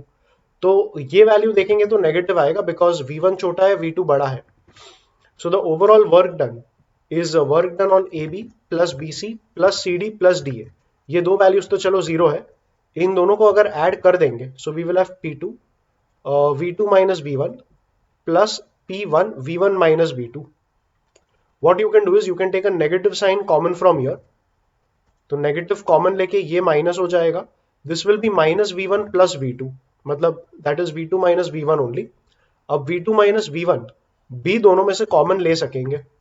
So when we take V2 minus V1 common, bracket में बचेगा P2 minus P1। So that gives us the final work done in this process. ये formula याद नहीं रखनी है, it's more important to know that work done जो रहेगा it is area of this graph again. That's because चलो AB और CD पे तो वर्क डन हमारा जीरो ही था बट DA पे जो वर्क डन आया that is area under the DA graph which is this area. जो ये मैंने मार्क किया this is work done on DA। अब वर्क डन ऑन BC हमें लेना था positive and work done on DA हमें लेना था नेगेटिव। सो ओवरऑल न्यूमेरिकली देखेंगे तो blue number minus red number is the final work done and that number if you see is the area of this rectangle only and area of rectangle होता है length into breadth। so length मतलब ये वाला horizontal length which is V2 minus V1 and breadth मतलब ये vertical length which is P2 minus P1 and that's what we exactly got here। so work done in the entire process will be the area of this graph। additionally एक और point समझो, अगर मैं ABCD के बदले cycle reverse कर दूं मतलब मैं कर दूं AD CB A, अगर मैं ADCBA कर दूं तो AD का वर्क पॉजिटिव होगा, DC का कांस्टेंट वॉल्यूम जीरो आएगा, CB का वर्क नेगेटिव आएगा एंड BA का वर्क जीरो आएगा। तो अब ये नेगेटिव हो जाएगा, ये पॉजिटिव होगा। In that case the work done we get is going to be negative. तो अगर मैं साइकिल का डायरेक्शन रिवर्स कर दूं तो वर्क डन जो एक साइकिल में पॉजिटिव है वो दूसरे साइकिल में नेगेटिव आएगा। Same applies for the Carnot cycle also. अगर हमें ABCD का वर्क डन पॉजिटिव मिला तो अगर मैं रिवर्स कर दूं ADCBA कर दूं, ADCBA कर दूं तो इसका वर्क हमें फिर नेगेटिव आ जाएगा because the Positive ones will become negative, negative ones will become positive. So yeah, that's a little bit of discussion around this. And once again, यहाँ पे भी apply कर लो first law of thermodynamics, Q minus W equal to delta U. Process cyclic है, A B C D A था, तो delta U वापस zero आएगा and Q minus W होगा, so Q will be equal to W. जो work done मिला मतलब area of rectangle ABCD. Work was area of rectangle ABCD, so heat absorbed will also be area of rectangle ABCD only. अगर मैं पूछूं efficiency of the cycle, efficiency is again work done upon heat absorbed. अब यहाँ पे heat कहाँ कहाँ पर absorb होगा वो सोचो. अगर ए से बी देखेंगे, see remember the basic equation PV equal to nRT. अगर मैं ए बी प्रोसेस देखूं तो वॉल्यूम कांस्टेंट है और प्रेशर बढ़ा. अगर प्रेशर बढ़ा तो P प्रोपोर्शनल टू टेम्परेचर आएगा, assuming nR are also constants. अगर P प्रोपोर्शनल टू टेम्परेचर है तो प्रेशर बढ़ने से टेम्परेचर भी बढ़ेगा. अब टेम्परेचर बढ़ा है तो हीट अब्सॉर्ब करके ही बढ़ेगा, तो ए बी पे हीट अब्सॉर्ब हुआ है, so Q A B will be a part of the heat absorbed, plus BC पे हीट अब्सॉर्ब हुआ कि एमिट हुआ चेक करो. When we go from B to C, the volume increases, pressure remains constant. Same thing, pressure constant, so volume proportional to temperature. V बढ़ा तो temperature भी बढ़ेगा, and temperature बढ़ा मतलब हीट अब्सॉर्ब किया, सो BC पे तुम्हारा हीट अब्सॉर्ब होगा, सो प्लस क्यू BC आएगा. CD पे देखो, AB पे अगर हीट अब्सॉर्ब हुआ था तो CD पे एमिट होगा, that is because C2D pressure drop हुआ, वॉल्यूम कांस्टेंट है, वॉल्यूम कांस्टेंट, प्रेशर ड्रॉप तो टेम्परेचर भी ड्रॉप, टेम्परेचर ड्रॉप मतलब हीट एमिट किया, तो CD का जो Q वैल्यू रहेगा वो इसमें काउंट नहीं करेंगे, बिकॉज ईटा का फॉर्मूला था W by Q1 and Q1 मतलब हीट अब्सॉर्ब्ड, तो CD का हीट काउंट नहीं करेंगे. BC पे हीट अब्सॉर्ब हुआ था तो DA पर एमिट होगा, सो DA का भी हीट का काउंट हम डिनोमिनेटर में नहीं करेंगे.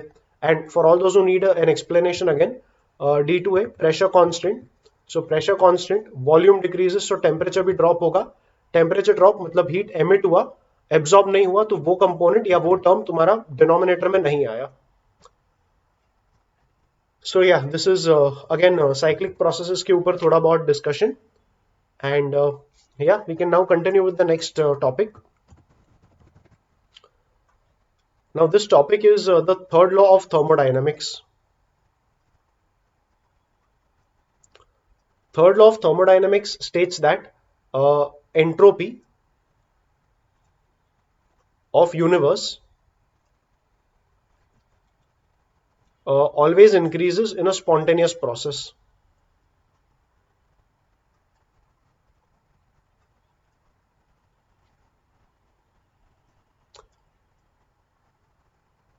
एनसीईआरटी के लैंग्वेज के कंपेयर में मेरे वर्ड्स थोड़े वेरी कर सकेंगे, but focus more on the meaning for now. And जो एक्चुअल वर्ड्स है, जो एक्चुअल बुक में लिखा है, वो आई वुड रेकमेंड कि आप अपने आप भी एक बार पढ़ो. See whenever a teacher takes a class, it is a teacher's inference of whatever is written in the book, and आपका अपना inference करने के लिए आपको भी एक बार book read करना चाहिए. So definitely look at these lectures, get a start on what my understanding is, and based on that you read the book. When you read the book, आपका अपना भी understanding उसमें लगेगा, थोड़ा मेरा भी knowledge आपको help करेगा, and collectively अपना effort भी जब आप इसमें साथ में लगाओगे तो आप better learning कर पाओगे. So yeah, don't necessarily stick to these words. Try to catch the idea and read the book, especially with these things. मतलब हर चैप्टर के लिए टेक्स्ट बुक तो रीड करनी ही है.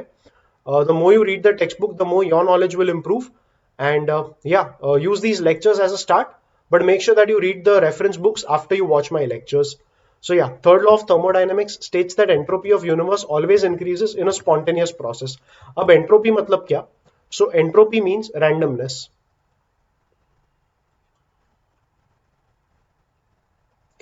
Once again, there's a lot more discussion on these terms. Enthalpy, entropy वगैरह, इनके बीच में इनके ऊपर बहुत ज्यादा डिस्कशन हो सकता है, but as a start I would say entropy का सिर्फ इतना मीनिंग समझ लो, रैंडमनेस. अगर रैंडमनेस ज्यादा है तो एंट्रोपी ज्यादा है, रैंडमनेस कम है तो एंट्रोपी कम है. जस्ट एज एन एग्जाम्पल, अगर कोई सॉलिड ले लोगे, ये डायग्राम्स हमने स्कूल में किए थे, particles are very close in a solid. Liquid देखोगे तो particles are slightly away, and gas देखोगे तो particles are far away. So when I say randomness, there is maximum randomness over here. So we say that gas has maximum entropy.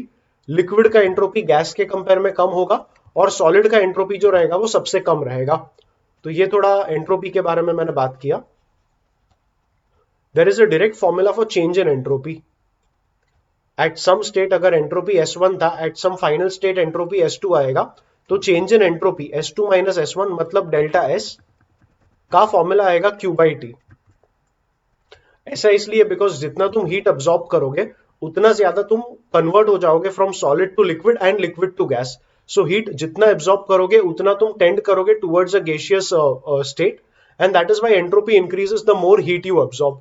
अब inversely proportional to temperature इसलिए because मान लो तुम liquid state पे थे, मान लो वाटर ले लिया 50 डिग्री सेल्सियस पे, and we are supplying it 500 joule of heat energy, तो थोड़ा बहुत रैंडमनेस बढ़ेगा। बट अगर वही वाटर वेपराइज होके स्टीम है at 150 degree Celsius and you give it 500 joule, अब इसका एंट्रोपी ऑलरेडी बहुत ज्यादा बढ़ चुका था, इसमें 500 जूल और देने से इतना ज्यादा एंट्रोपी बढ़ने वाला नहीं है। वेरएज इसमें अगर वही 500 जूल अगर इस केस में दोगे तो एंट्रोपी सिग्निफिकेंटली वेरी करेगा। सो टेम्परेचर जितना बड़ा होगा उतना सप्लाइड हीट का इफेक्ट कम होगा एंट्रोपी बढ़ाने में, इसलिए entropy inversely depends on temperature. So delta S का ये फॉर्मूला याद रखना है, delta S is Q by T. And या आई सेड कि अगर कोई भी प्रोसेस स्पॉन्टेनियस होगा तो एंट्रोपी ऑफ यूनिवर्स ऐसे प्रोसेस में हमेशा बढ़ेगा। अब एंट्रोपी ऑफ यूनिवर्स मतलब delta S you, if you remember universe मतलब सिस्टम प्लस सराउंडिंग्स, तो entropy of universe is also entropy of system plus entropy of surroundings, and change में भी वही फॉर्मूला अप्लाई होगा। change in entropy of universe is change in entropy of system plus change in entropy of surroundings। अगर कोई भी चीज system को related है तो हमें सबस्क्रिप्ट में सिस्टम लिखने की जरूरत नहीं है। If the subscript is not written it is to be understood कि वो सिस्टम को ही वो सिस्टम के लिए का टर्म है, तो ये इरेज कर लेंगे। And yeah we continue with this, delta S U is delta S for the system plus delta S for the surroundings will be written by this formula. So that will be Q for the surroundings divided by temperature. अब Q for the surroundings मतलब heat absorbed by the surroundings, heat absorbed by the surroundings, अगर surrounding ने कोई heat absorb किया तो वो heat system ने emit किया था, तो heat absorbed by surroundings is minus Q for the system. System लिखा नहीं है बिकॉज सबस्क्रिप्ट में अगर कुछ लिखा नहीं तो टू बी अंडरस्टूड है कि वो सिस्टम के लिए ही है।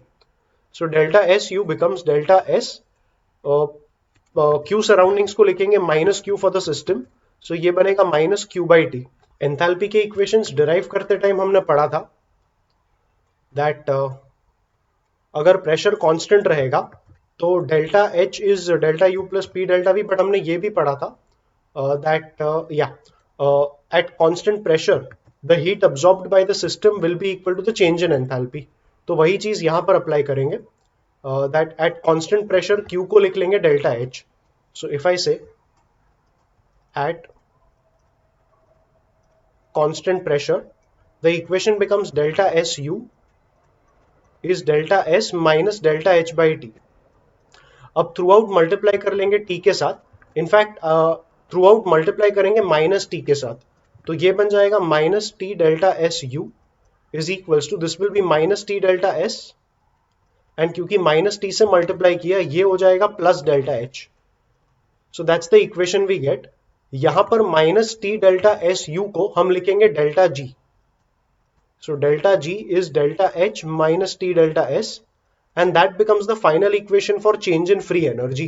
I said that at this point I took delta G as minus T delta SU and G represents Gibbs free energy।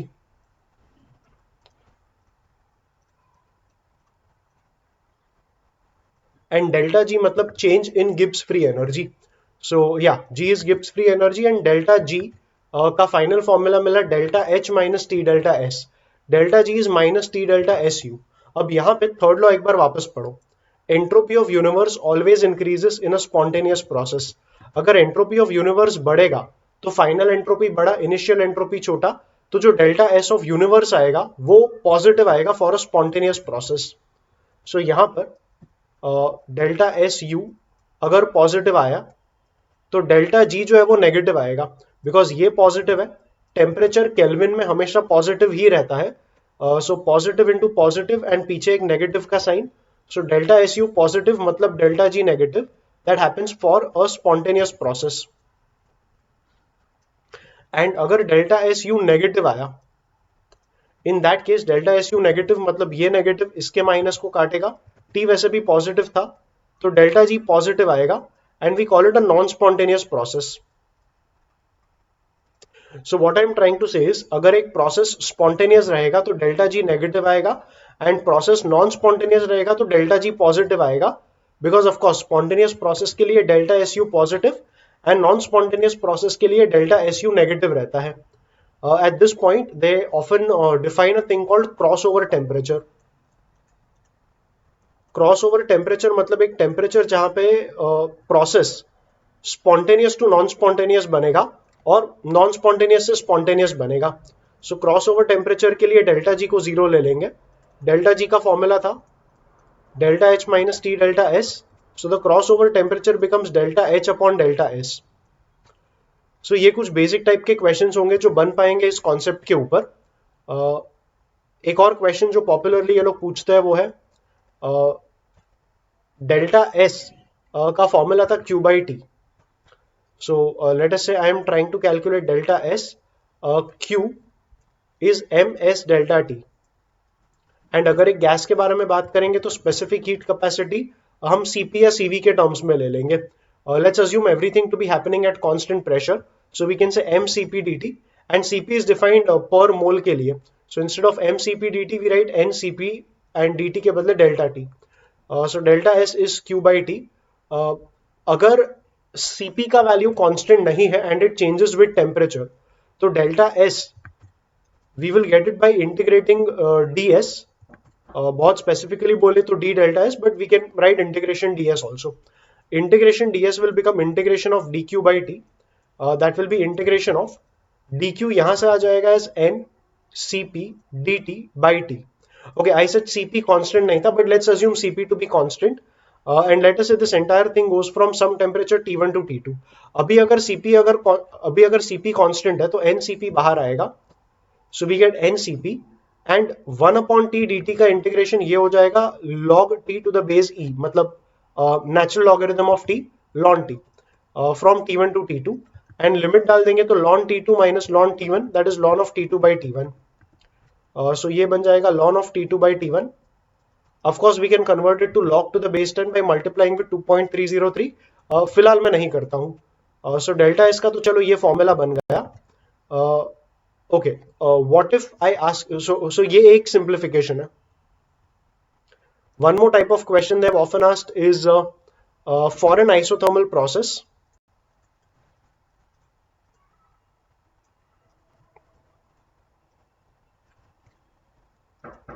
find delta S। So isothermal process के लिए हमने पढ़ा था डेल्टा यू जीरो होगा, so Q minus W zero आएगा, so Q will be equal to W, and W का formula हमने निकाला था nRT ln V2 by V1। So we can use this value of Q or this formula for Q in this equation। तो delta S का जो equation आएगा that will be Q by T। Q को अगर ये formula लिख लिया तो ऊपर और नीचे टेम्परेचर कट होगा, and we are left with nR ln of V2 by V1। So ये हो गया हमारा डेल्टा S का formula, and that's the delta S formula for an isothermal process। Let's look at some more definitions। So there are two things known as state functions and path functions। So state function का meaning होता है कि ये ऐसे variables होते हैं system के बारे में, या ऐसे पैरामीटर्स जो सिर्फ इनिशियल और फाइनल कंडीशन पर ही डिपेंड करेंगे। They do not depend on the path followed to bring about a certain change. And path functions मतलब इनका जो वैल्यू रहेगा वो इनिशियल एंड फाइनल स्टेट पे तो डिपेंड करेगा ही, but it will also depend on what path you are following to bring about a certain change। मतलब अगर एक सिस्टम हमने कंसिडर किया, प्रेशर वॉल्यूम यहां पर है, and let us say we are going from A to B, and A to B का जो चेंज है I am bringing it about by a certain process in this manner, and second I bring about the change by another process which looks like this. So let's call it process 1, let's call it process 2। Notice करोगे तो A and B मतलब when you go from A to B by process 1 or by process 2, your initial state is A, your final state is B. अगर delta U के बारे में पूछूं तो delta U will be defined as UB minus UA. अब चाहे तू process 1 देख या प्रोसेस 2 देख, delta U will be UB minus UA only. और डेल्टा U एक ऐसा टर्म है जो डिपेंड करेगा सिर्फ A और B पर. अगर तू कोई तीसरा प्रोसेस ऐसे भी करेगा तब भी डेल्टा U का फॉर्मूला UB minus UA ही बनेगा. So I can say that delta U in the first process and delta U in the second process will be equal. State function का एक एग्जांपल हो जाएगा internal energy, because internal energy does not depend on what path you are following to go from A to B. It depends only on the positions A and B of the system. So ऐसे functions या ऐसे physical quantities जो path पे depend नहीं करेंगे और सिर्फ initial and final conditions of the system पे depend करेंगे, उन्हें हम कहेंगे state functions. So internal energy is an example of state function. अगर मैं कहूं heat absorbed या work done was defined as area under the PV graph. अगर AB देखोगे तो AB पे जो वर्क डन मतलब प्रोसेस 1 में जो वर्क डन रहेगा it will be this area. जो ब्लू में मैंने मार्क किया that is area under the graph of AB. So this will be the work done in process 1. whereas process 2 देखेंगे तो सिर्फ प्रोसेस 2 के अंडर जितना एरिया आएगा, the read that I M marking, that is the work done in going from A to B in process 2. Clearly दोनों areas equal नहीं है, सो दोनों का वर्क डन भी इक्वल नहीं आएगा. सो A से B जाने के लिए मैं कौन सा पाथ सिलेक्ट करूंगा ये डिसाइड करेगा कि वर्क डन क्या होगा. So work done becomes an example of path function. अब work done I said is area under the graph.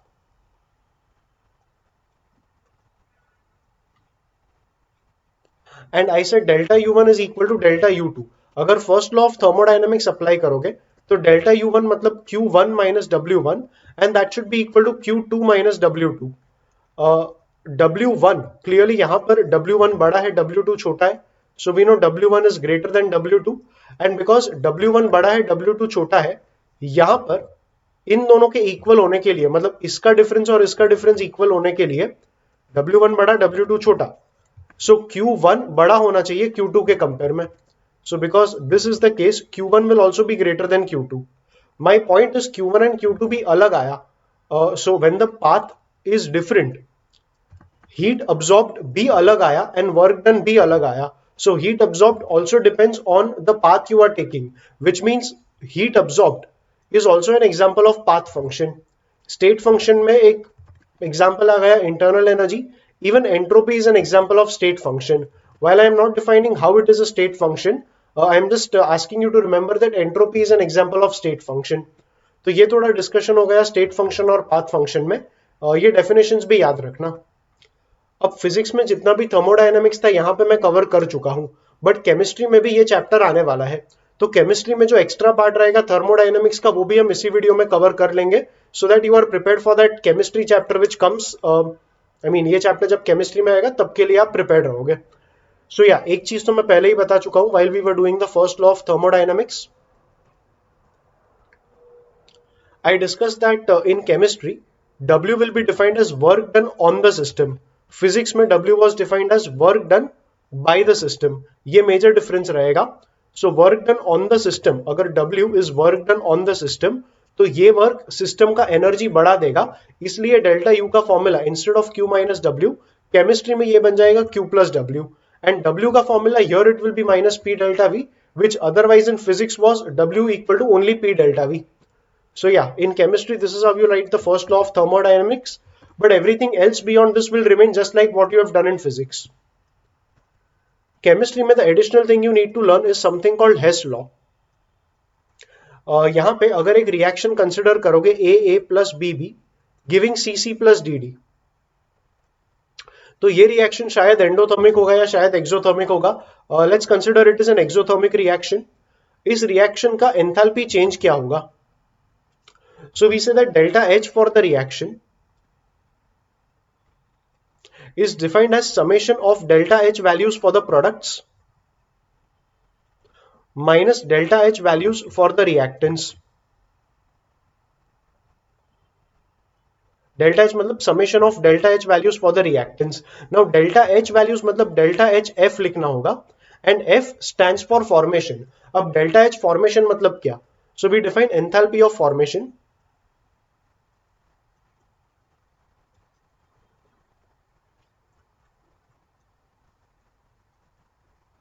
as enthalpy change means delta H. So यहाँ पे भी enthalpy change of formation लिखेंगे तो एक better word रहेगा, but they often call it enthalpy of formation only. So the definition is enthalpy change when 1 mole of any substance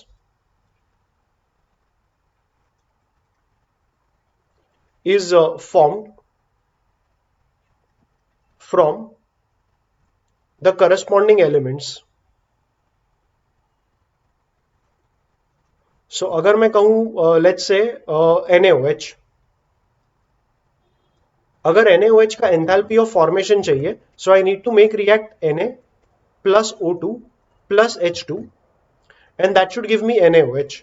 But enthalpy of formation of NaOH मतलब मुझे 1 mole ही बनाना पड़ेगा NaOH का.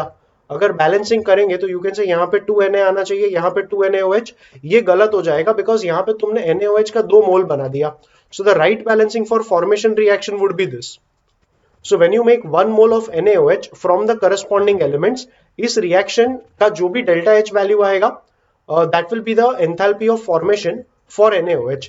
यहाँ पर ये भी ध्यान रखना होगा कि सारे एलिमेंट्स अपने स्टैंडर्ड स्टेट में होने चाहिए. मतलब Na must be in the solid form, O2 must be in the gaseous form, H2 must be in the gaseous form, and NaOH अगर प्योर NaOH देखेंगे तो ये टैबलेट फॉर्म में रहता है, मतलब it is in the solid state when you make it under standard conditions. So इस reaction का जो भी डेल्टा H आया, that will be called enthalpy of formation of NaOH. In most cases ये एंथैल्पी ऑफ फॉर्मेशन नेगेटिव रहता है. Negative enthalpy of formation का भी एक मीनिंग समझ लो. मैंने कहा था एंथैल्पी मतलब हीट कंटेंट. हीट कंटेंट मतलब अगर मान लो हीट लिबरेट हुआ, मतलब प्लस हीट रिलीज हुआ, तो यहां पर कुछ हीट कंटेंट था, अब हीट रिलीज हो चुका है, तो NaOH का जो हीट कंटेंट है वो कम रहेगा. सो अगर मैं डेल्टा H के बारे में बात करूं, it is H2 minus H1 because you have liberated heat. इसका एंथैल्पी कम रहेगा और इनका एंथैल्पी ज्यादा रहेगा, तो H2 माइनस H1 जो है वो नेगेटिव आएगा.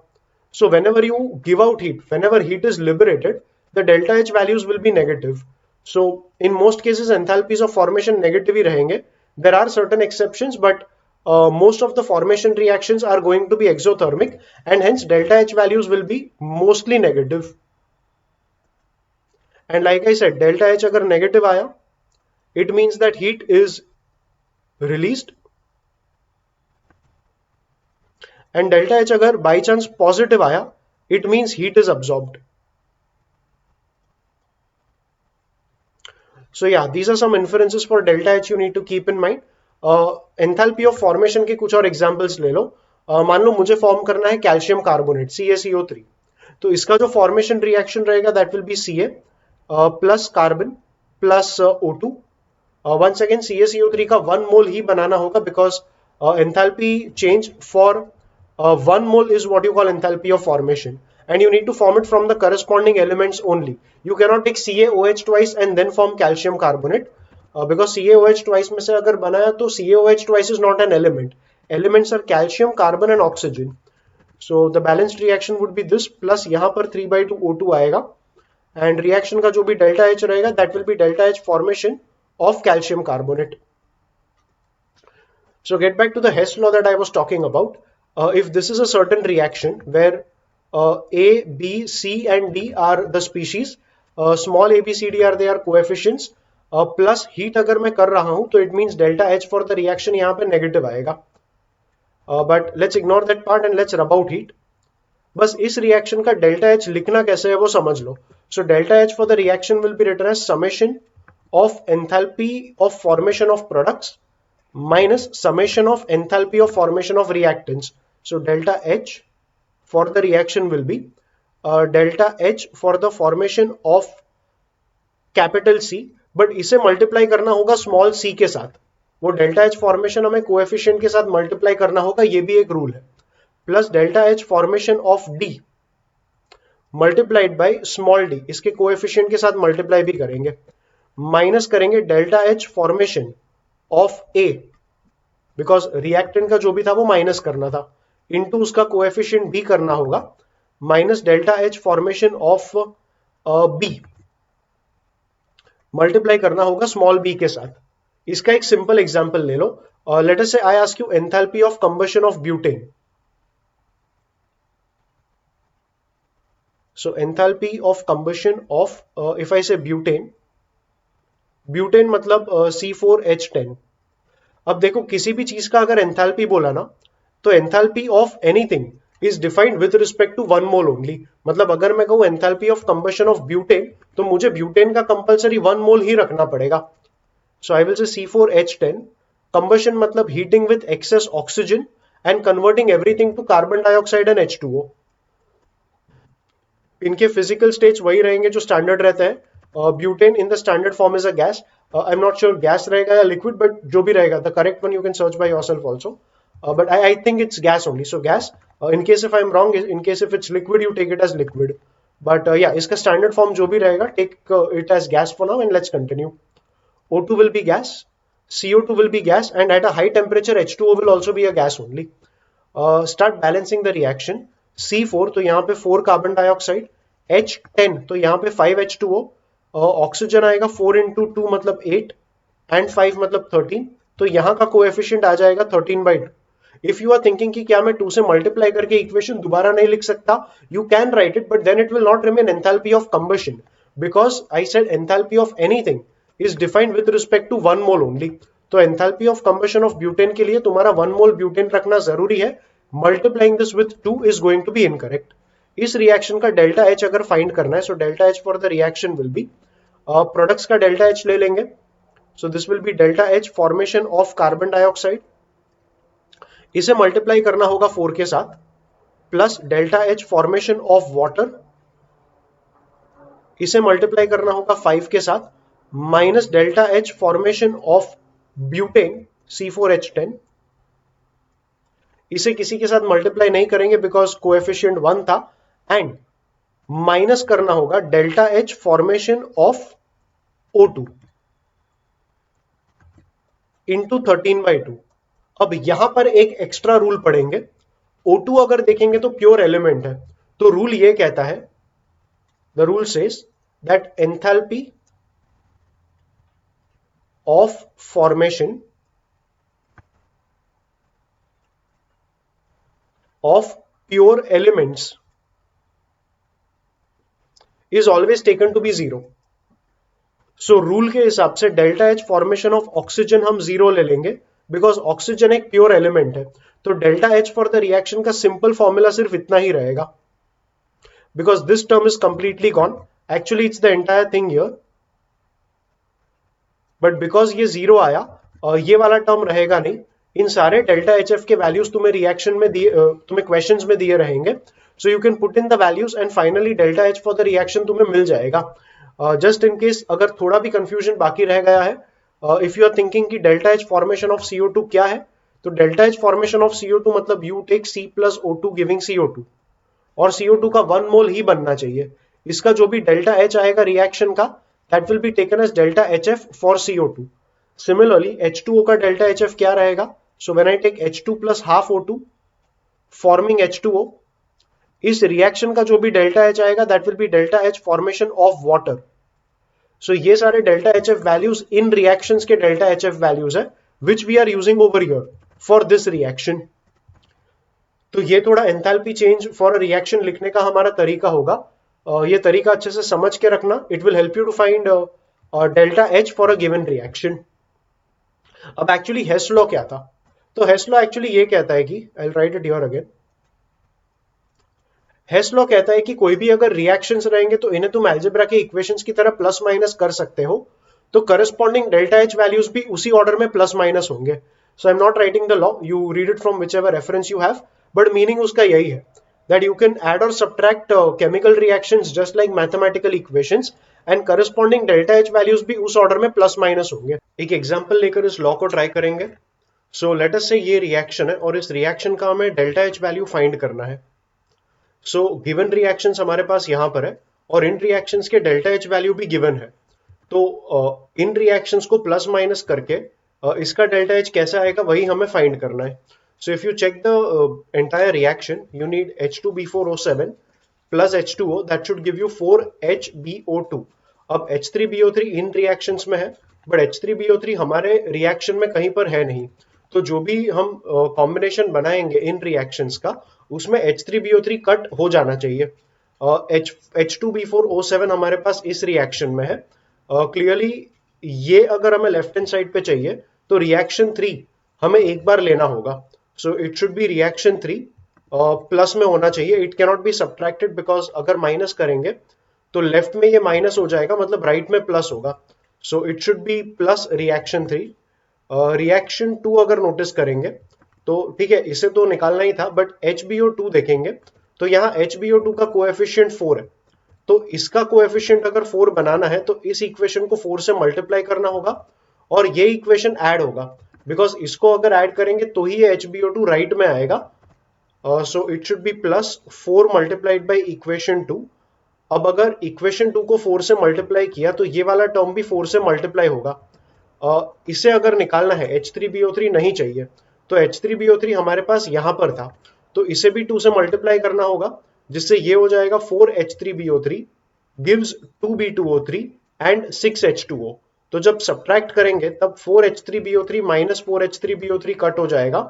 4HbO2 था जो कि यहाँ पे बचा हुआ रहेगा क्योंकि इसे 2 से मल्टीप्लाई किया ये 2B2O3 यहाँ पर रहेगा और सब्ट्रैक्ट किया है तो 2B2O3 माइनस 2B2O3 भी कट हो जाएगा. यहाँ पर हमारे पास था 6H2O और यहाँ पर हमारे पास था H2O.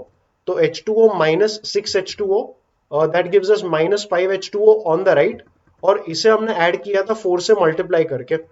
सो 4H2O हम राइट में ऐड करेंगे तो 4H2O माइनस 5H2O ये हो जाएगा माइनस H2O राइट में जिसे हम लेफ्ट में ले सकते हैं and we can write it as H2O liquid. तो अगर हम यहाँ पर माइनस 2 टाइम्स इक्वेशन 1 कर ले तो ये पूरे सेटअप के साथ इस पूरे कॉम्बिनेशन के साथ हमें ये वाला इक्वेशन मिल जाएगा. तो अगर ये कॉम्बिनेशन इन तीनों इक्वेशन का हमारा इक्वेशन देगा तो हमारे इक्वेशन का डेल्टा एच भी इसी कॉम्बिनेशन से मिलेगा. थर्ड इक्वेशन का डेल्टा एच वैल्यू 17 आया तो इसे हम लिखेंगे 17 plus 4 into equation 2.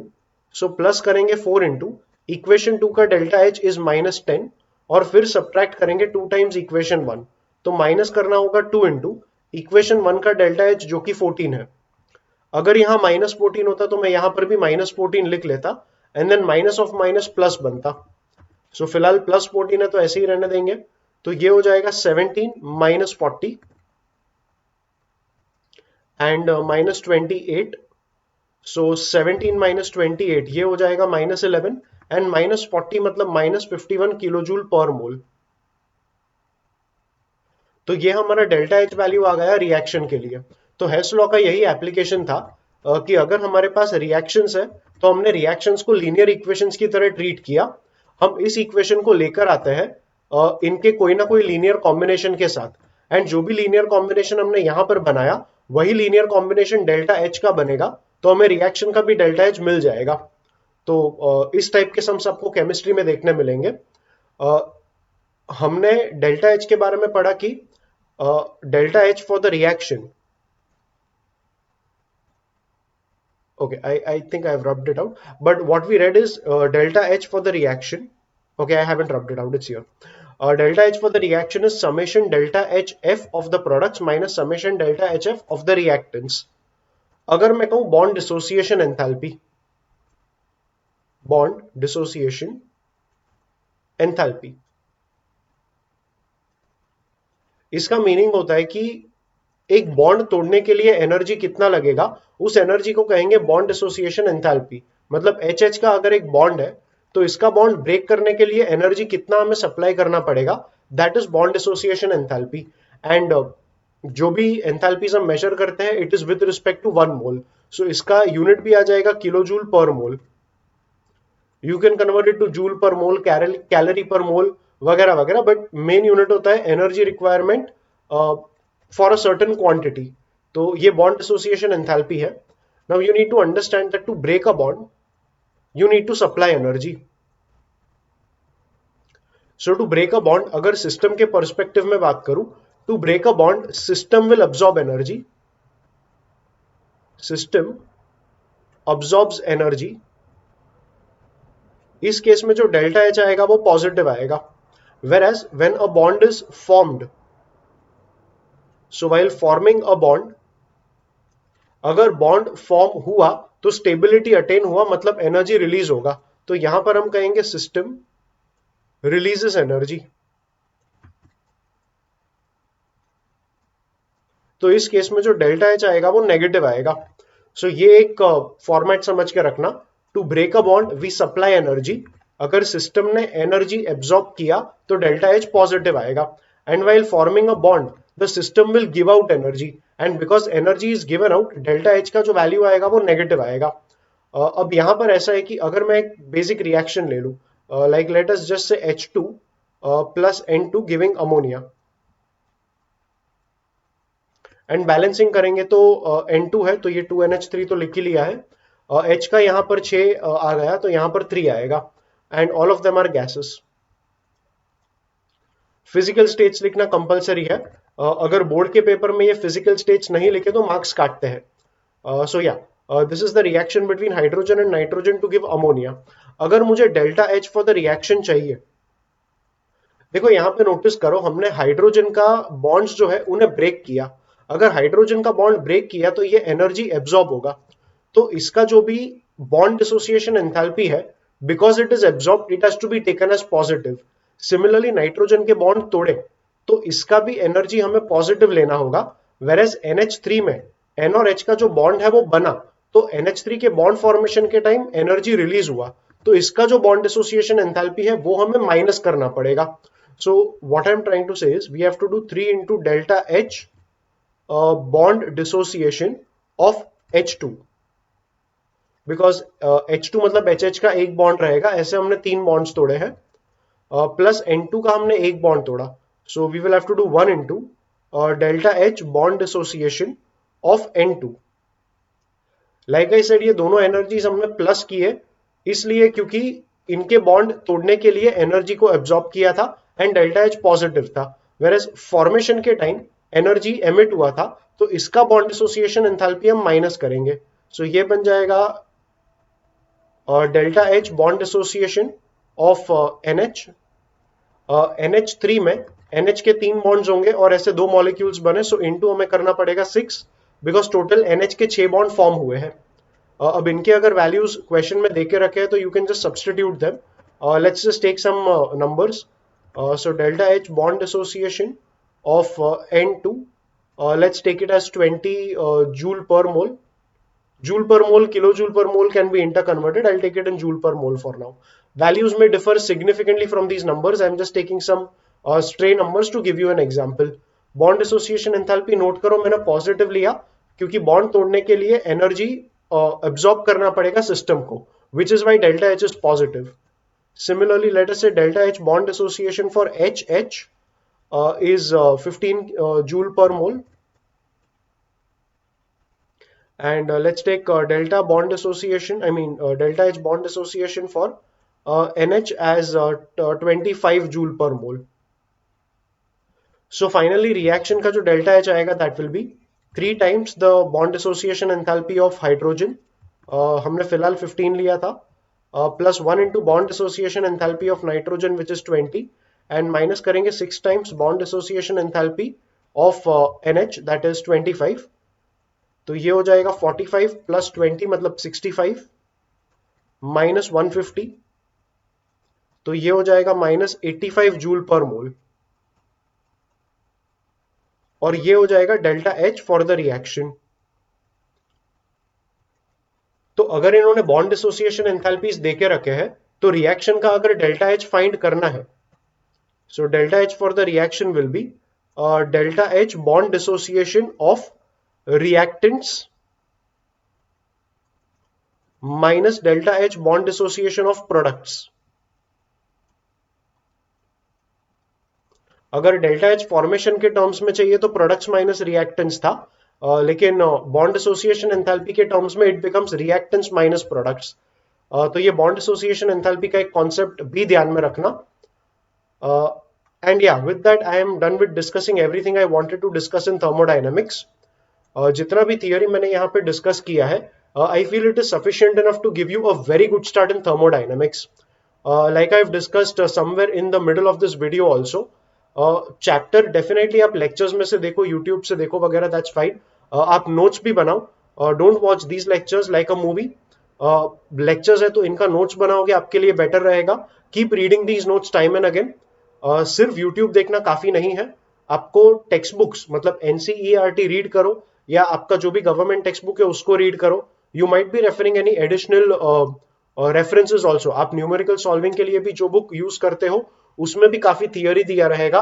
Read that theory in addition to all these lectures. इससे आपका ऑलराउंड प्रेपरेशन होगा एंड इससे आप 100% रेडी रहोगे सारे कॉम्पिटेटिव एग्जाम्स के लिए. I hope that the contents of this video have been someplace somewhere helpful to you in your preparations. Thank you for watching.